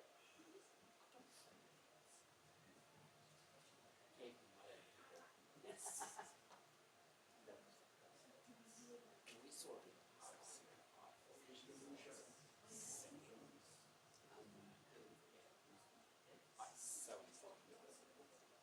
But the show itself, it was fun. Oh, it helped her. She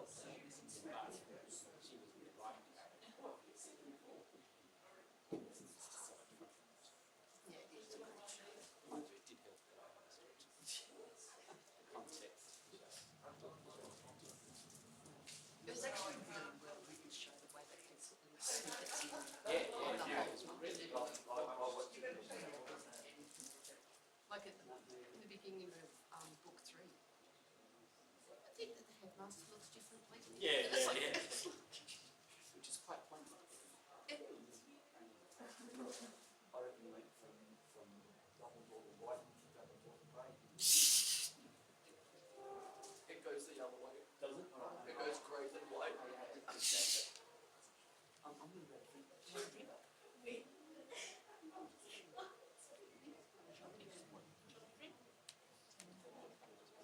Cup of tea? Yeah. Hot chocolate. What's it about? I'll be back. Thanks, Eugene.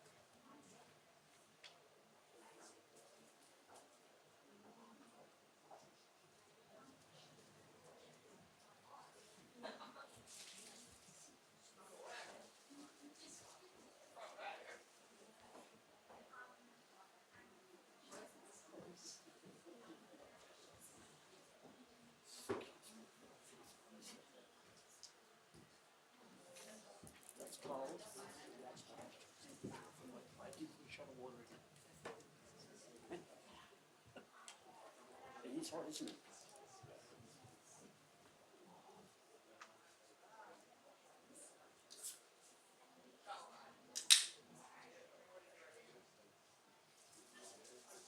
How about you, man?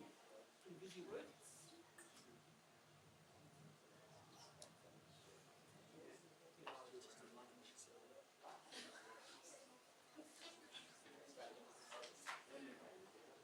So the name of your organisation is?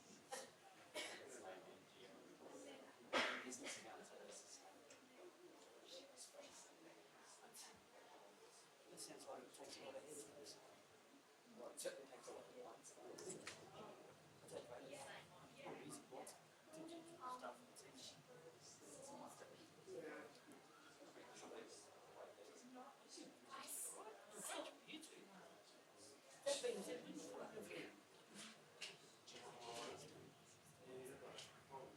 I say to a friend earlier, it's not a whole person with this. Like what?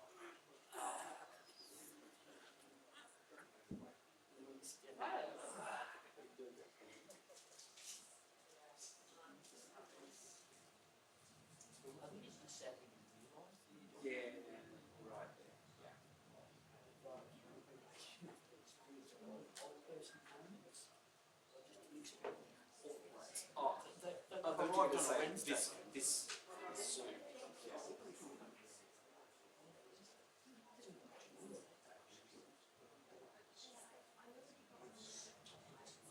You have to write it down. How did you guys handle having no kids in the house? I'll keep Did I supervise that?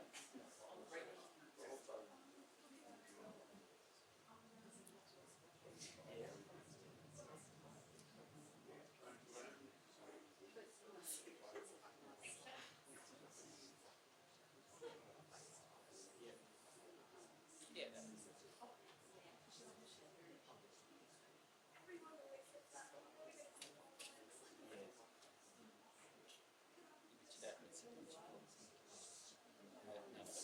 talk to a neighbour. Comes with it.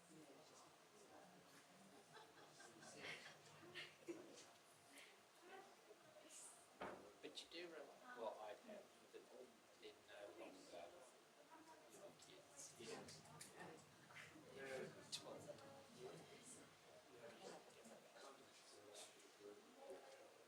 And we're not talking. He fits in. There's a certain amount of lunacy that comes with thespians and stuff like that. They tell me that it's all the time. In fact, I think he needs it.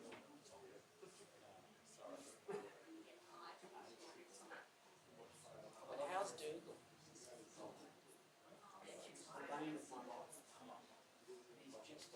He's only interested in anybody that moves in the direction of the kitchen. As in food. Yes. Nursing, right by my side. And I've been involved in things. And you just see, just follow me around until I leave. I go, look, I've got nothing to do. Oh, right, see ya. Yeah, and then we go, oh my God, the worst thing is he rolls and stuff. He eats things he shouldn't eat.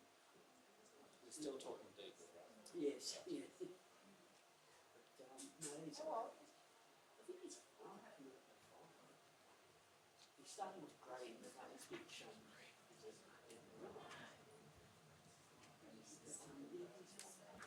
And did you have him from? yes, yeah, we got him from Canada. Oh. So we got him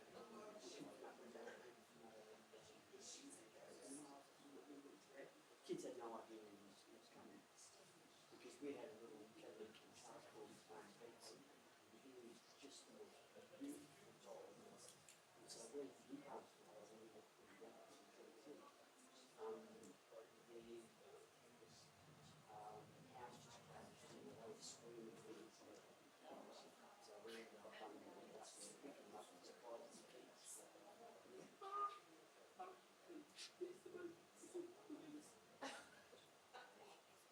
Was that you? Was that That's the drama.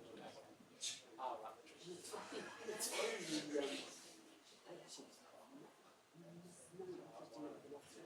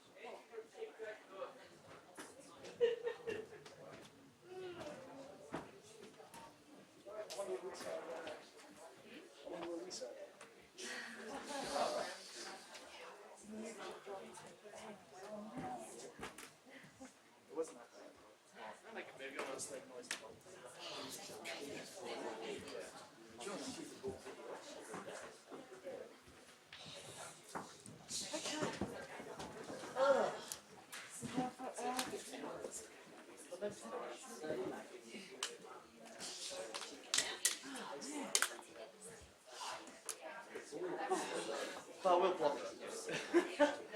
Sorry, Jay. Just go on. Second act. I live in a hospital. It's moving around from the streets with we told them so it's not she's in the share house. His age is Charlie. He's like turns really nasty on business. Well, he'll sit the bizarre, he'll just like it's like drilling him. Charlie, what's going on, dude? Don't put me in a box.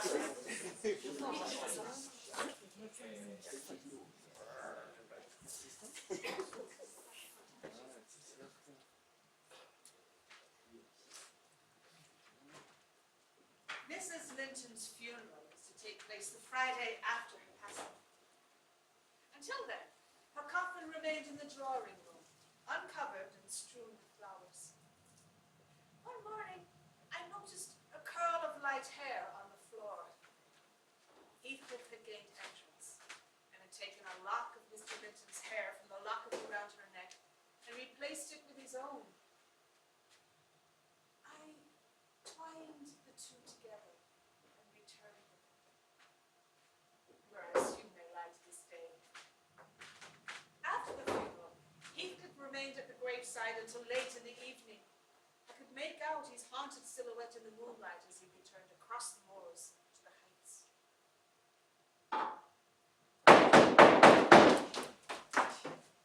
Keep him out 5 minutes if you don't object. No, you may keep him out the whole night. Draw the bolts and lock the door.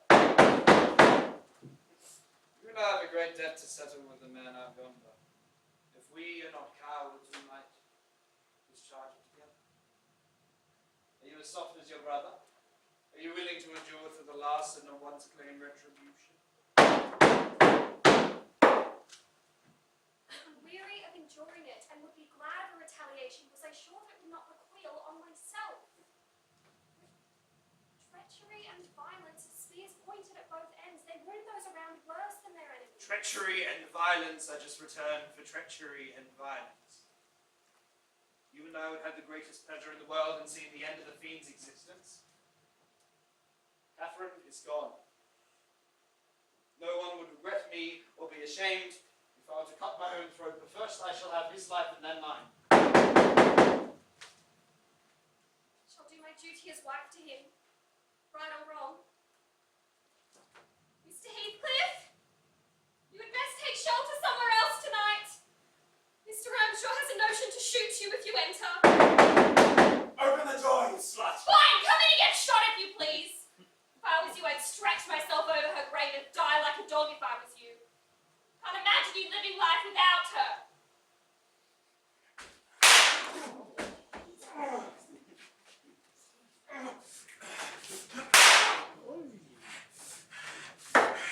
I'll not have you dead yet!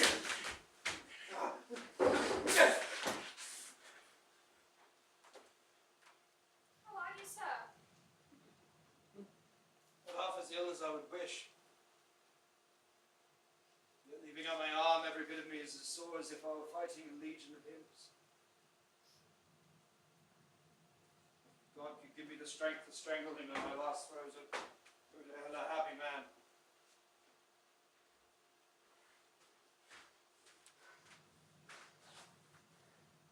Get out of my sight.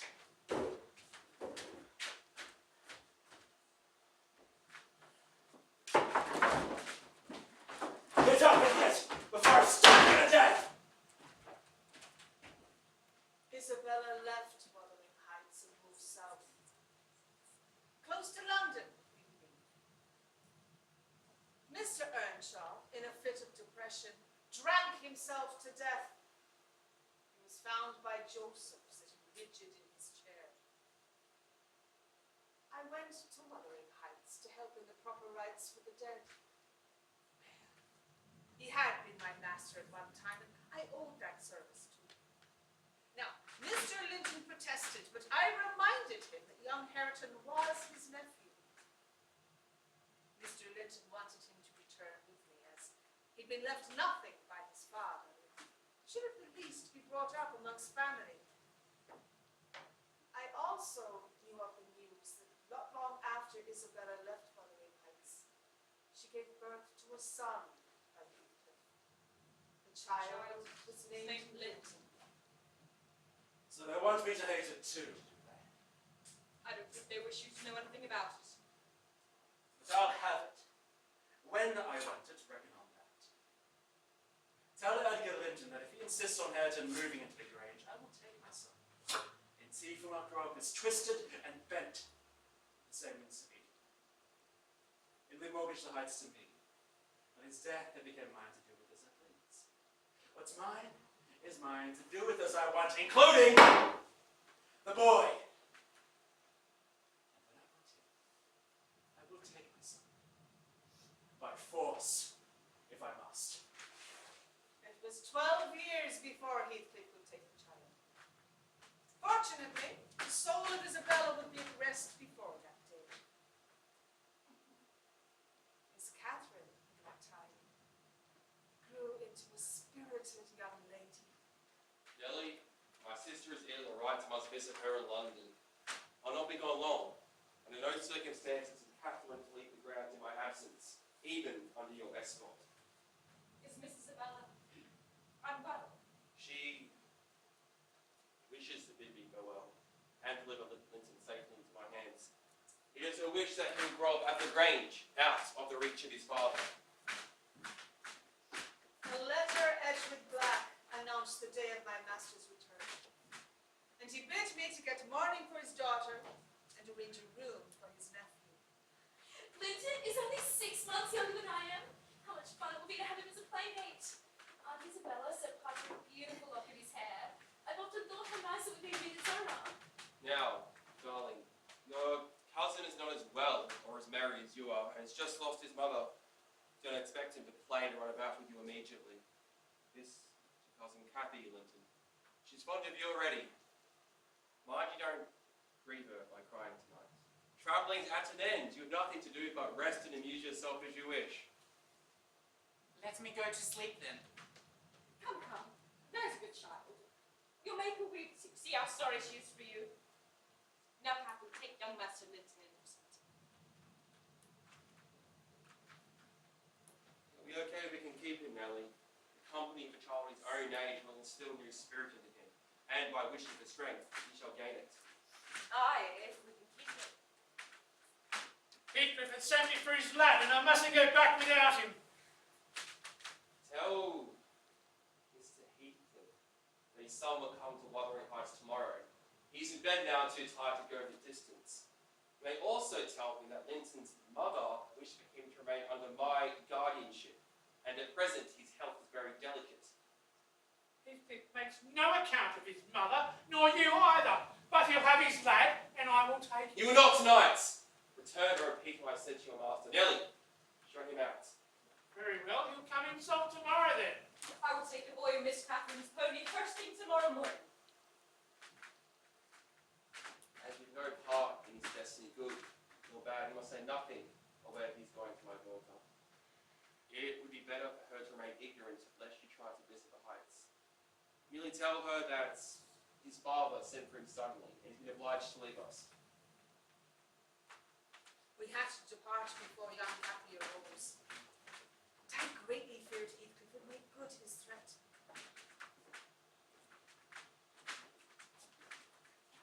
Hello, Nellie. I feared I would have to come down to fetch my property myself. You brought it, have you? Let us see what we can make of it.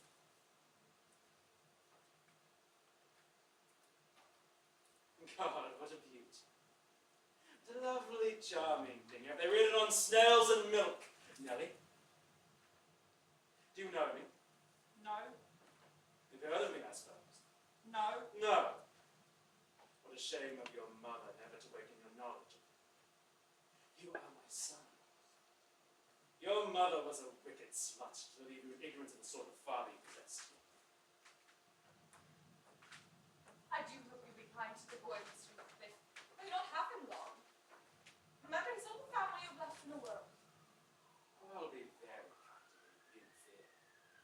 My son is the prospective owner of your place, and I should not wish him to die till I was certain of being his successor.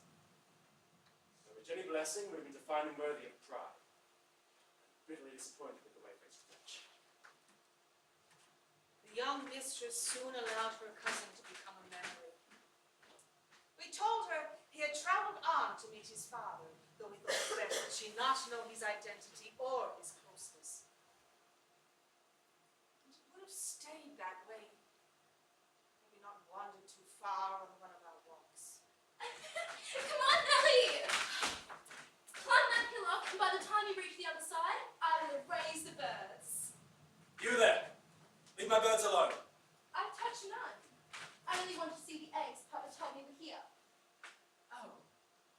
And who is Papa? Mr. Linton of Thrushcross Grange. And who might you be?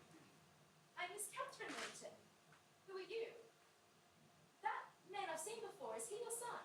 No, he's not my son. But I have one. Would you like to see him? You've met him before, a couple of years ago, but you have not known him. No, Miss Catherine, we must return. Why? I'm tired of running, and he said I know his son. I think he lives in the farmhouse I saw when I went riding. Do you live in the farmhouse? I do. Come, Nellie. Miss Heathcliff, no. You know you mean no good. Just see Mr. Linton. I want her to see it. He's looking better these last few days, even fit to be seen. Where's the harm? No harm, Mr. Father will kill me if I let you crush your Frenchman. I'm convinced you're about design and encouraging her. My design is as honest as possible.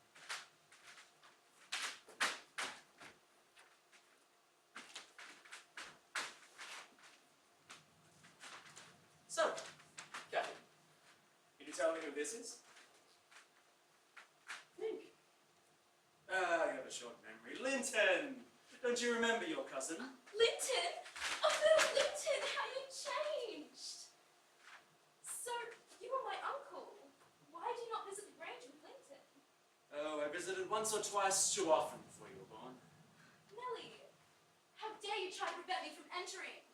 I will take this walk every day from now on, and I'll sometimes bring Papa. Won't you be glad? Of course. But I had better tell you, your father has a slight prejudice. We quarrelled at one time with unchristian fervour, and I fear if we tell him of your visits, he will forbid you from coming. It would make him most unhappy, and that is something I should never want. Why did you quarrel? He thought I was too poor to marry his sister, and I'm afraid having wed her, he will never forgive me. That's silly. Linton and I have no part in your quarrel. I will not tell him of my visits. I thought it best that Mr. Linton was informed immediately of the events of that day's walk.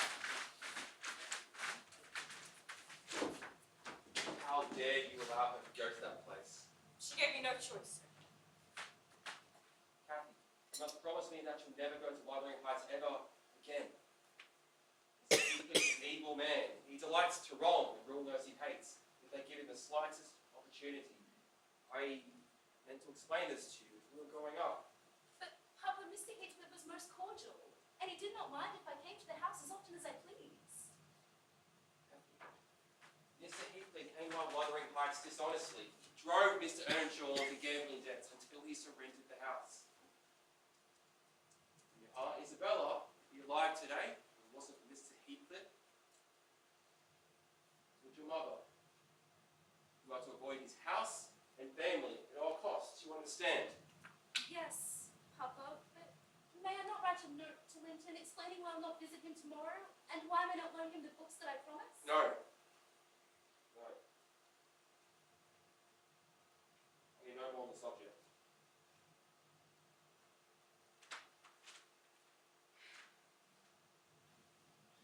Nellie, would you take a note to Linton for me?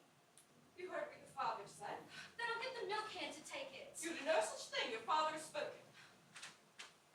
Little did I know that Miss Catherine had been writing to Linton.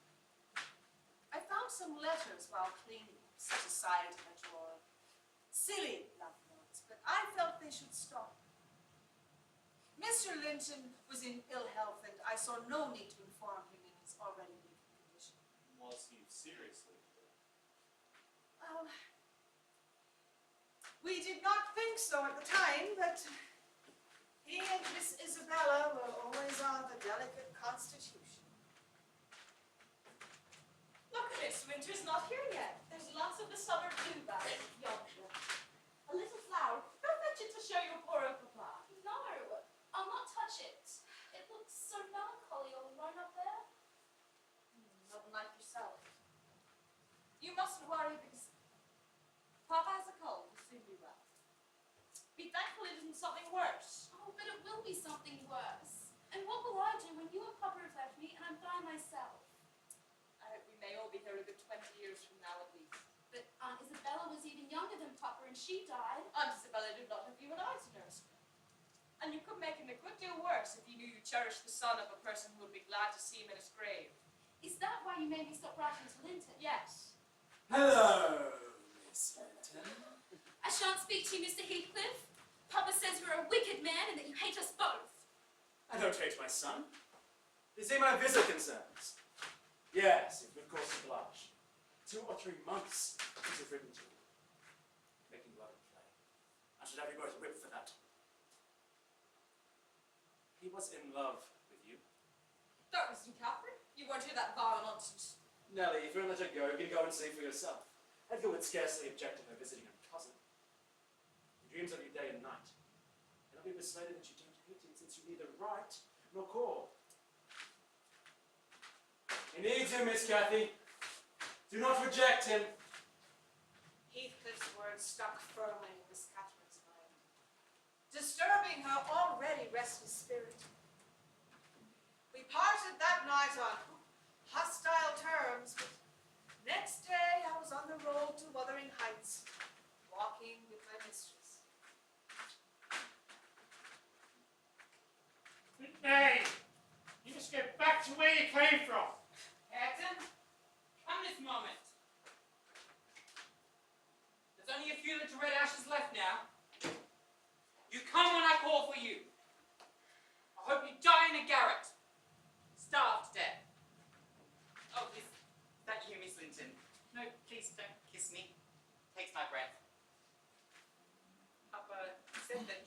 Come in.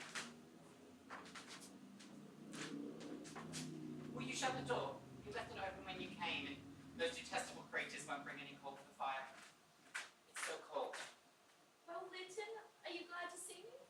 Can I do any good? Why didn't you come before? I wonder where Zilla is. Will you step into the kitchen and see? Nobody's out there but Joseph. I want a drink. Is your father attentive to you, Master Heathcliff? He makes them more attentive, at least. The wretches. They are odious beings. Are you glad to see me? Yes, it's something new to hear a voice like yours. I have been sad because you wouldn't come. Papa said that it's owing to me. He said that I'm a shuffling, worthless. He says that you despise me. You don't despise me, do you, Catherine?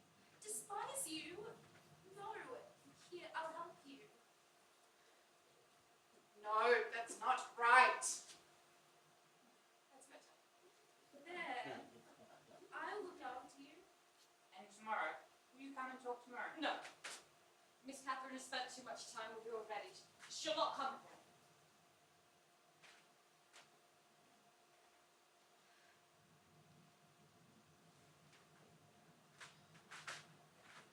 I had thought that would be the end of it. But later, I discovered that she had returned to the Heights.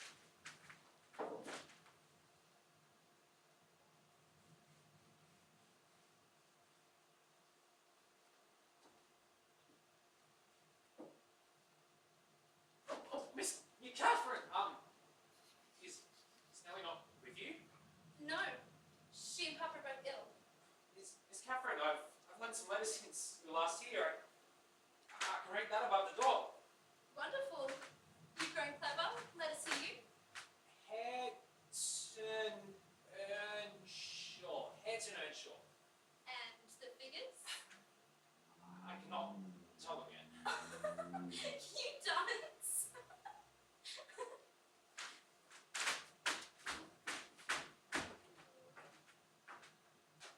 I'm ill tonight. Then you must have all the talk and let me listen. Come and sit with me.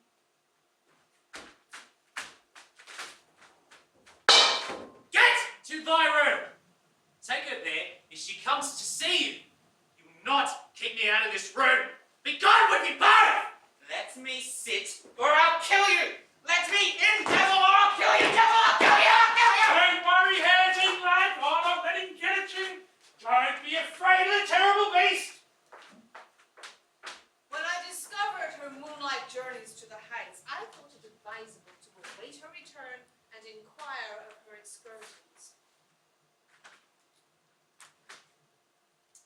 And where have you been riding this time of night? To the bottom of the park? And nowhere else? No. Miss Catherine, you know you were doing wrong. Haven't you done all 3 weeks I've been ill? Yes. I've never missed going since the day you took to your bed. I gave the stable boy books to read and he prepared my horse. He likes to read. Don't be cross with him. Though your father is forbidden it. He and Heathcliff are not friends. But I've not even seen Mr. Heathcliff. You know I must tell your father this. It won't stop me from going. Well, see about that.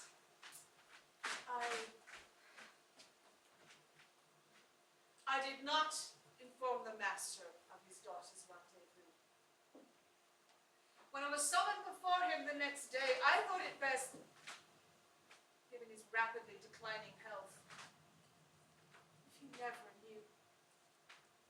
Nellie, you've been to Wuthering Heights and seen young Linton. What do you think of my nephew? Has he changed for the better? Is there some prospect for improvement as he grows into a man? He's very delicate, sir. Scarcely likely to reach manhood.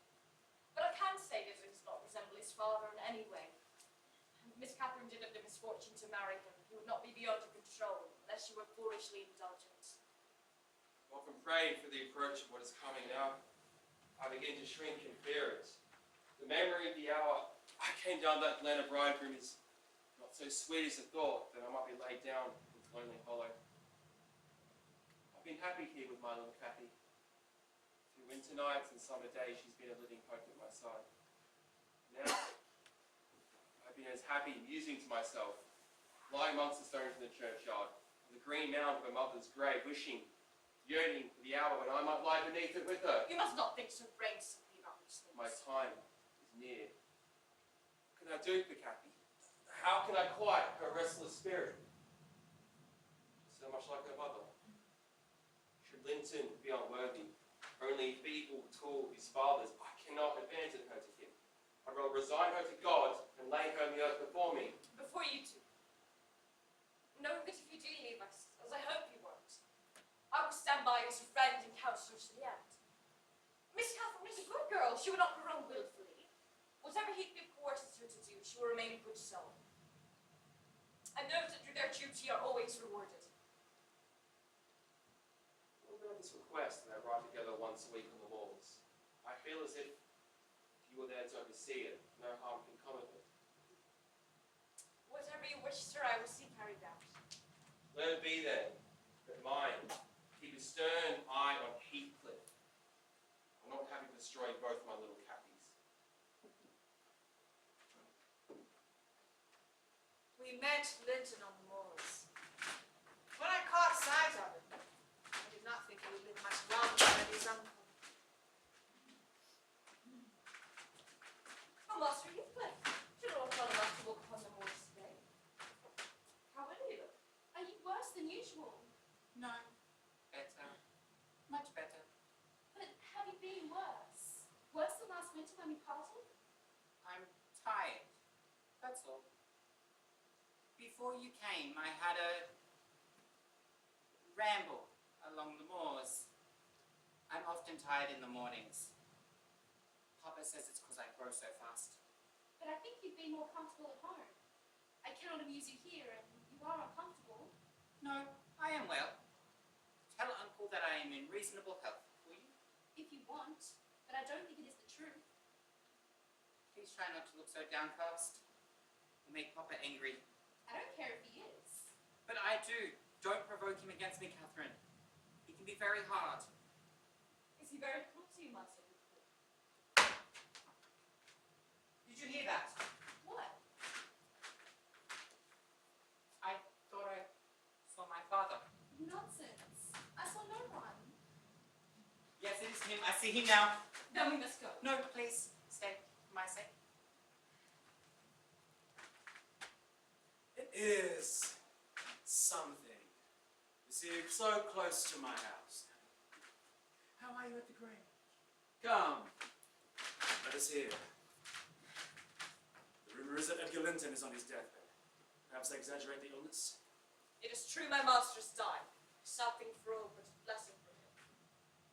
How long do you think it will last? I don't know. Days.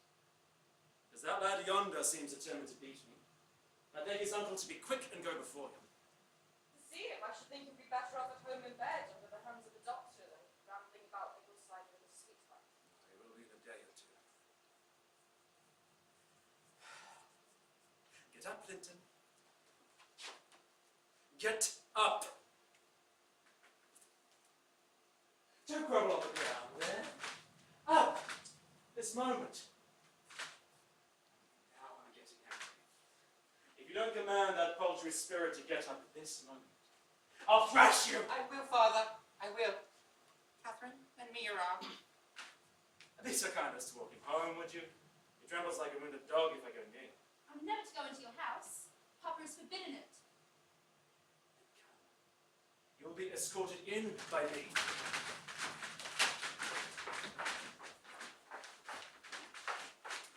My house is not stricken with the plague.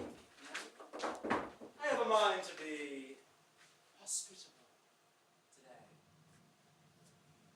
Sit down.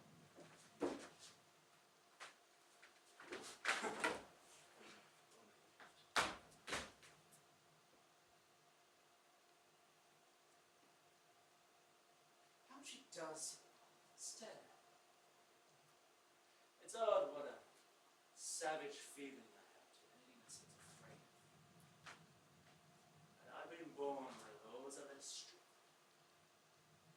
tastes less dainty. I should treat myself to a slow vivisection of these two, as an evening's amusement. Stand off or I'll knock you down. We will go! I know how to chastise children. Go to Linton now and cry at your ease. I will be your father tomorrow. Go! Or the father you'll have in a few days. Have you meddling my designs, Ellie? You let me go! I don't think you are lost on the balls in a few days. You let me go!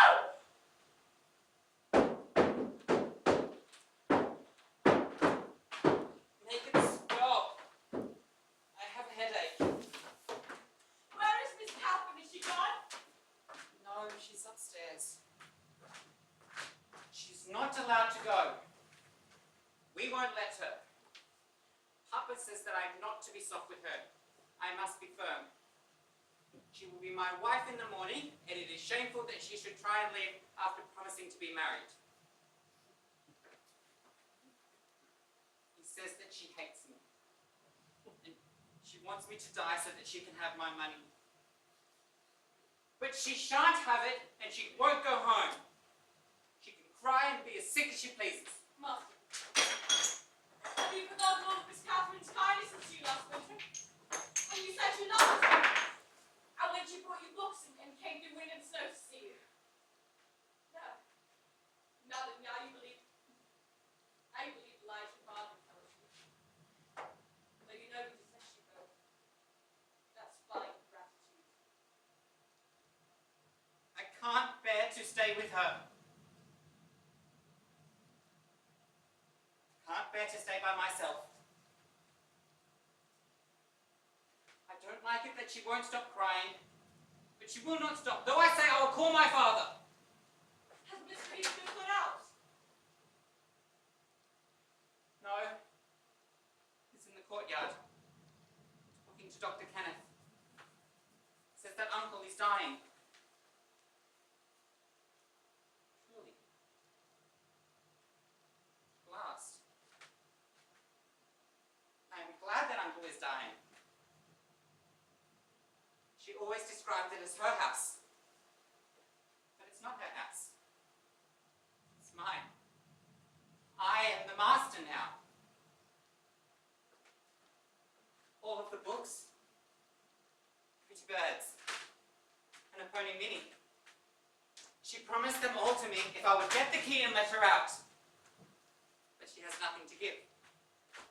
Because I am the master now. It's all mine. All mine. All mine. All mine. All mine. I remained in that room enclosed for 5 nights and 4 days, seeing nobody but Joseph, who was deaf at every attempt at compassion. On the 5th day, Joseph finally released me from my prison. My greatest fear was that Master Edgar had passed, believing himself abandoned in this world. But Joseph told me my master was expected to live. Only another day or two. Did you find Miss Catherine? No. No. I thought it best to return to the Grange directly and bring a rescue for my young lady. The other servants were amazed, believing both Miss Cathy and myself sunk in the Black Horse Marsh. And the master. How changed I found him, even in those few days. Miss Catherine returned a few days later. She did not tell the master she'd been forced into a marriage with his nephew. The news would have killed him. We know not how, but from what I had seen before my escape, Heathcliff had used the mistress's kind heart and concern for Linton to his advantage, and forced her decision to marry the wretched. Nellie! Nellie, how's Papa? He's still alive, my angel. God be thanked you were safe with us again. Go and see your Papa. Be careful to say that you'll be happy with Master Heathcliff. Don't worry his soul. Let him sleep peacefully.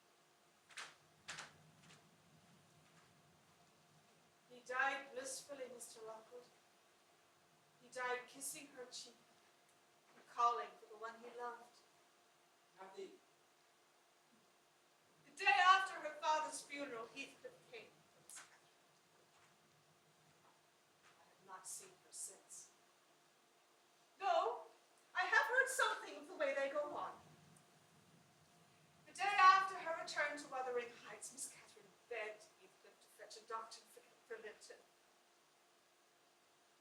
He refused. And the duty of nursing Linton fell on her own slight shoulders. Linton finally died, and Miss Catherine was left destitute. All that was Linton's had been bequeathed to him. I'll be going to the Heights tomorrow to inform my landlord of my intention to return to London.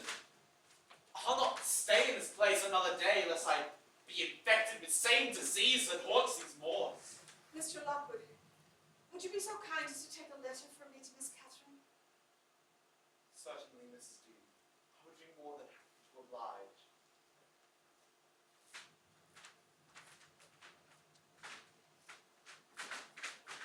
Good morning, it's Mr. Heathcliff. Nay, but it will be soon. Come in. Remove your business to the kitchen. Remove them yourself. Good morning, Mrs. Heathcliff. What's this? Letter from your old friend, Mrs. Dean.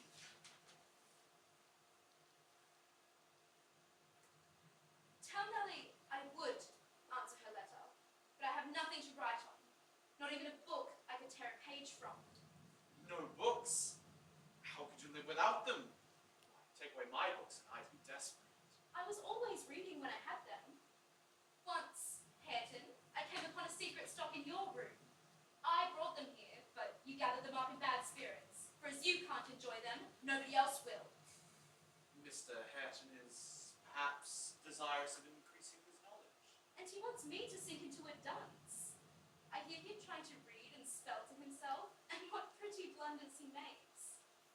I hear you trying to read the dictionary and cursing because you can't read the explanations. But, Mrs. Heathcliff, we have all had stumbling starts on our road to knowledge. Oh, I don't wish to limit his acquirement. Still, he has no right to take what is mine. Those books hold dear memories for me. Must I have them profaned and debased by his vile mistakes? Here! Take them! Never want to read, hear, or think of them again. I won't have them now. I'll connect them with you, and I'll hate them.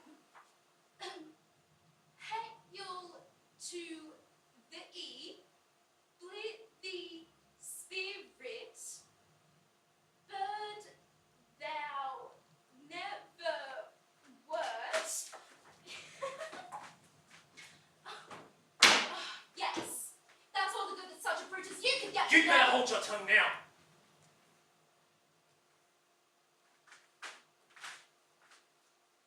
what's to do now? No.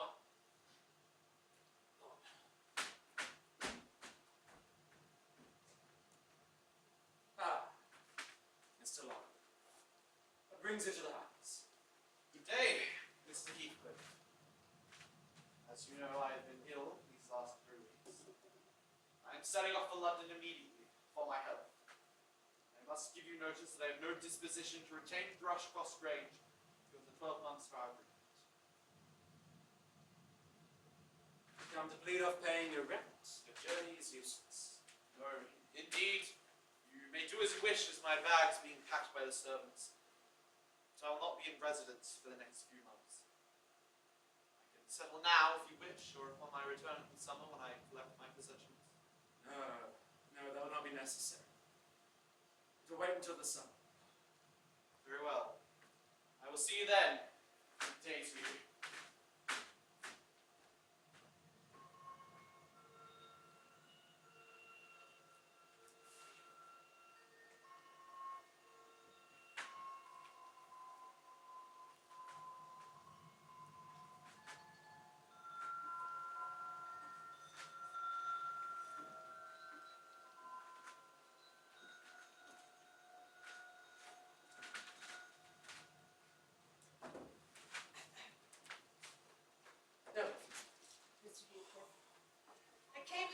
received your summons.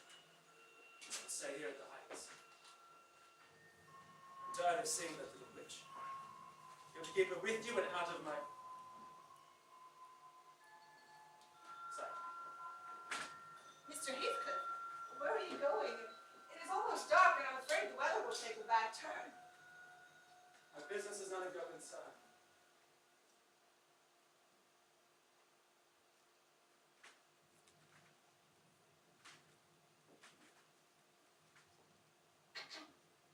Nellie! Nellie, how good it is to see you again! Mr. Heathcliff says I'm to stay as your companion. Oh, what a wonderful change from my present ones! Look over there at my cousin Hareton. He's just like a cart horse. He does his work, eats, and sleeps. He tried to teach himself to read once, and because I laughed, he burned his books. Was he not a fool? Were you not naughty?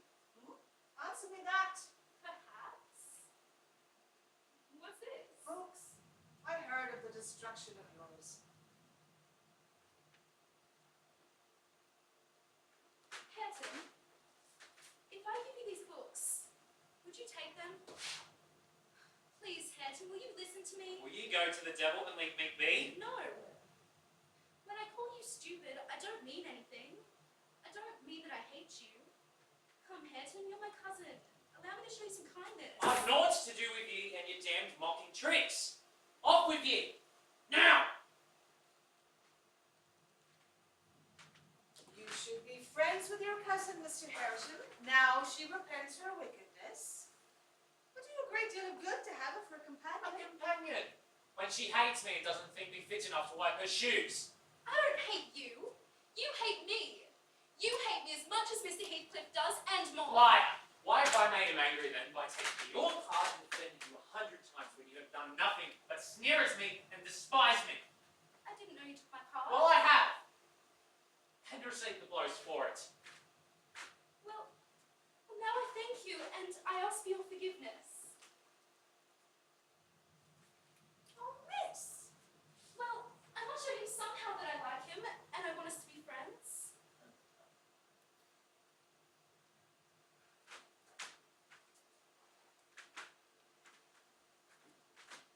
Take this gift to Hareton Earnshaw from his cousin and friend.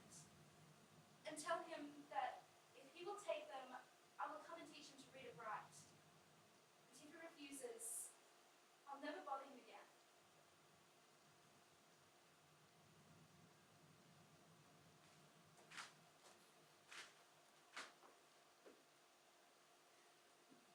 Mr. Hareton, Miss Cathy sends this gift to you and says if you accept it, she will help you to read it properly. And if you refuse it, she will never again bother you.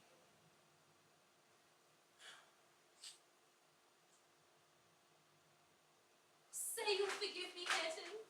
That little boy would make me so happy, and we're friends.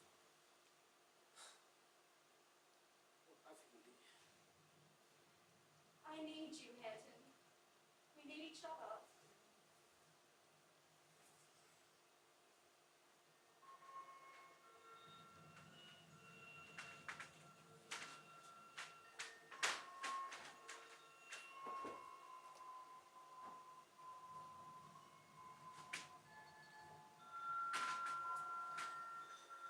It's a poor conclusion, is it not? When everything is ready and in my power to demolish the two houses. Find the will to legislate to be the ruthless famished. Where is the use?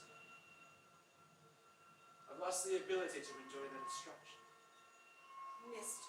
Heathcliff, it's been days since you have eaten. Let me fetch you something from the kitchen. You take little interest in my daily life. A strange change is approaching. What do you mean by a change, Mr. Heathcliff? I will not know until it comes. I only know it approaches. Have you feelings of an illness? No, Nellie, I have not. Then you are not afraid of death. Afraid? No. I neither fear nor hope. My constitution, I will probably remain above ground until I haven't a single black hair remaining on my head. I cannot remain in this condition. In every cloud, in every tree, filling the air at night and caught by glimpses in every object. I am surrounded by Kathy's image. As she was buried, I was determined to hold her in my arms once more. I got the stake from the tool house and began to dig with all my might until it scraped the coffin. I felt to work with my hands. I was on the point of obtaining my object of desire when all of a sudden I heard a sigh from one above. Heathcliff. I worked more desperately. There was another sigh close to my ear. Heathcliff. I knew no living thing was about, but I could feel. Kathy was there. Up below me, but above the ground. A sense of relief flowed through my being, and I gave up my labor. Her presence remained with me while I filled in the graves and returned to the heights. You are very wicked, Mr. Heathcliff. Were you not ashamed to disturb the dead? Disturb her. She has disturbed me day and night for 20 years. Incessantly, remorselessly. With a single wish. My whole body and soul are yearning to have it. I am swallowed in the anticipation of its fulfillment. It is a long fight. I wish it were over.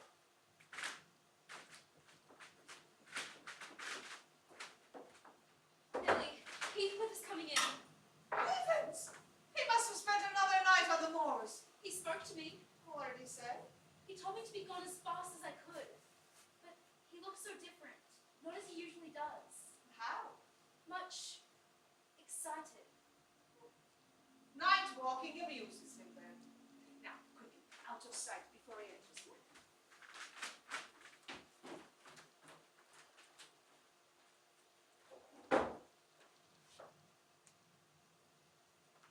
Will you have some breakfast? No. I'm not hungry. Have you heard any good news, Mr. Heathcliff? You seem uncommonly happy. Where should I hear good news from? Oh, you are acting very strangely. Are you ill? Last night, I was on the threshold of hell. Today, I'm within the sight of my heaven. Mr. Heathcliff, don't.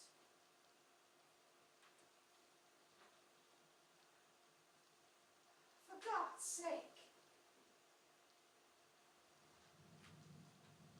Don't stare! Don't, for God's sake, shout so loud. I want this room for myself, Nellie. Go tell the others I wish for no disturbance.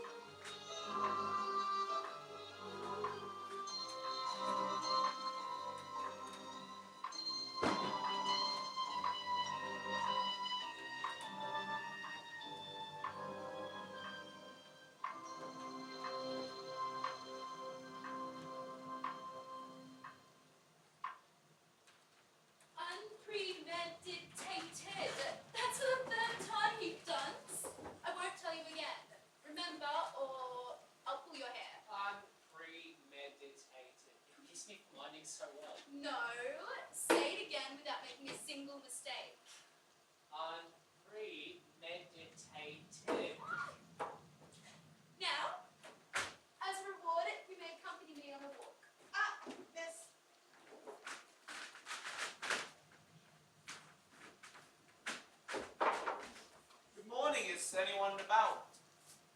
Mr. Lockwood! God bless you! What a surprise! Well, what brings you this way?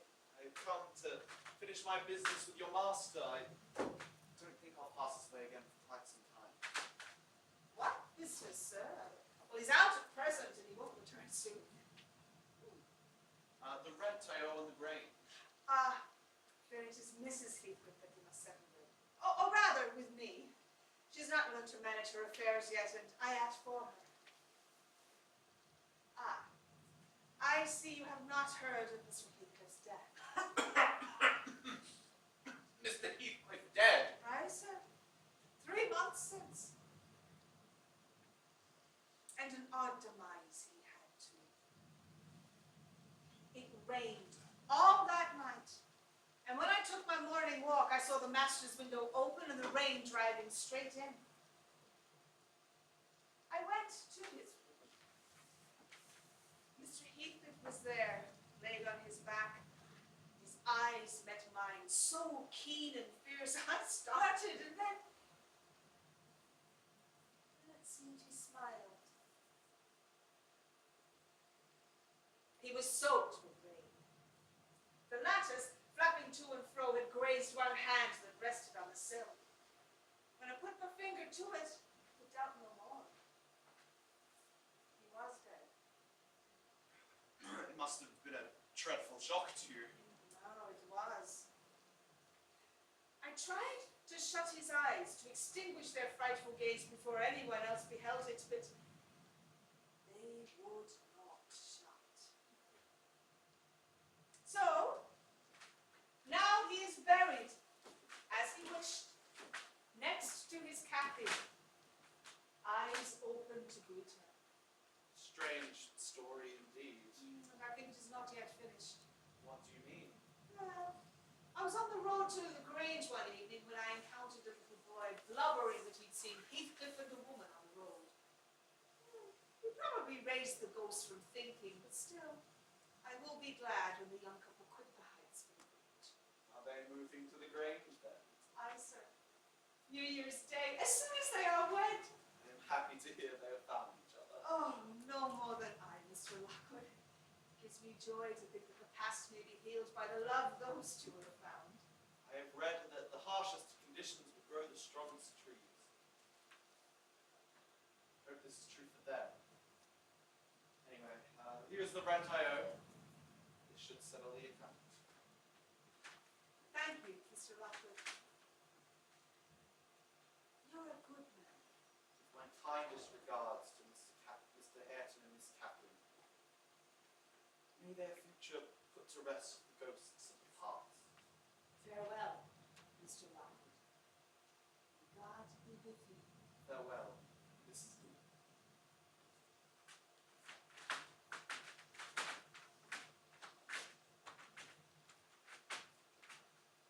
Sit down.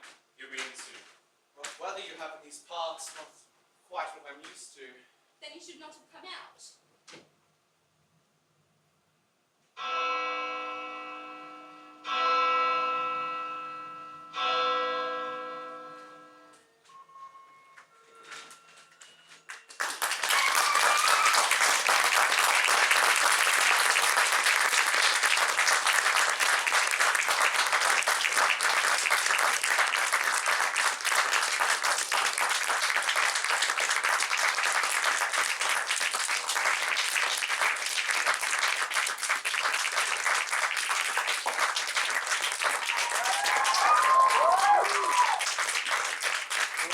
Thank you.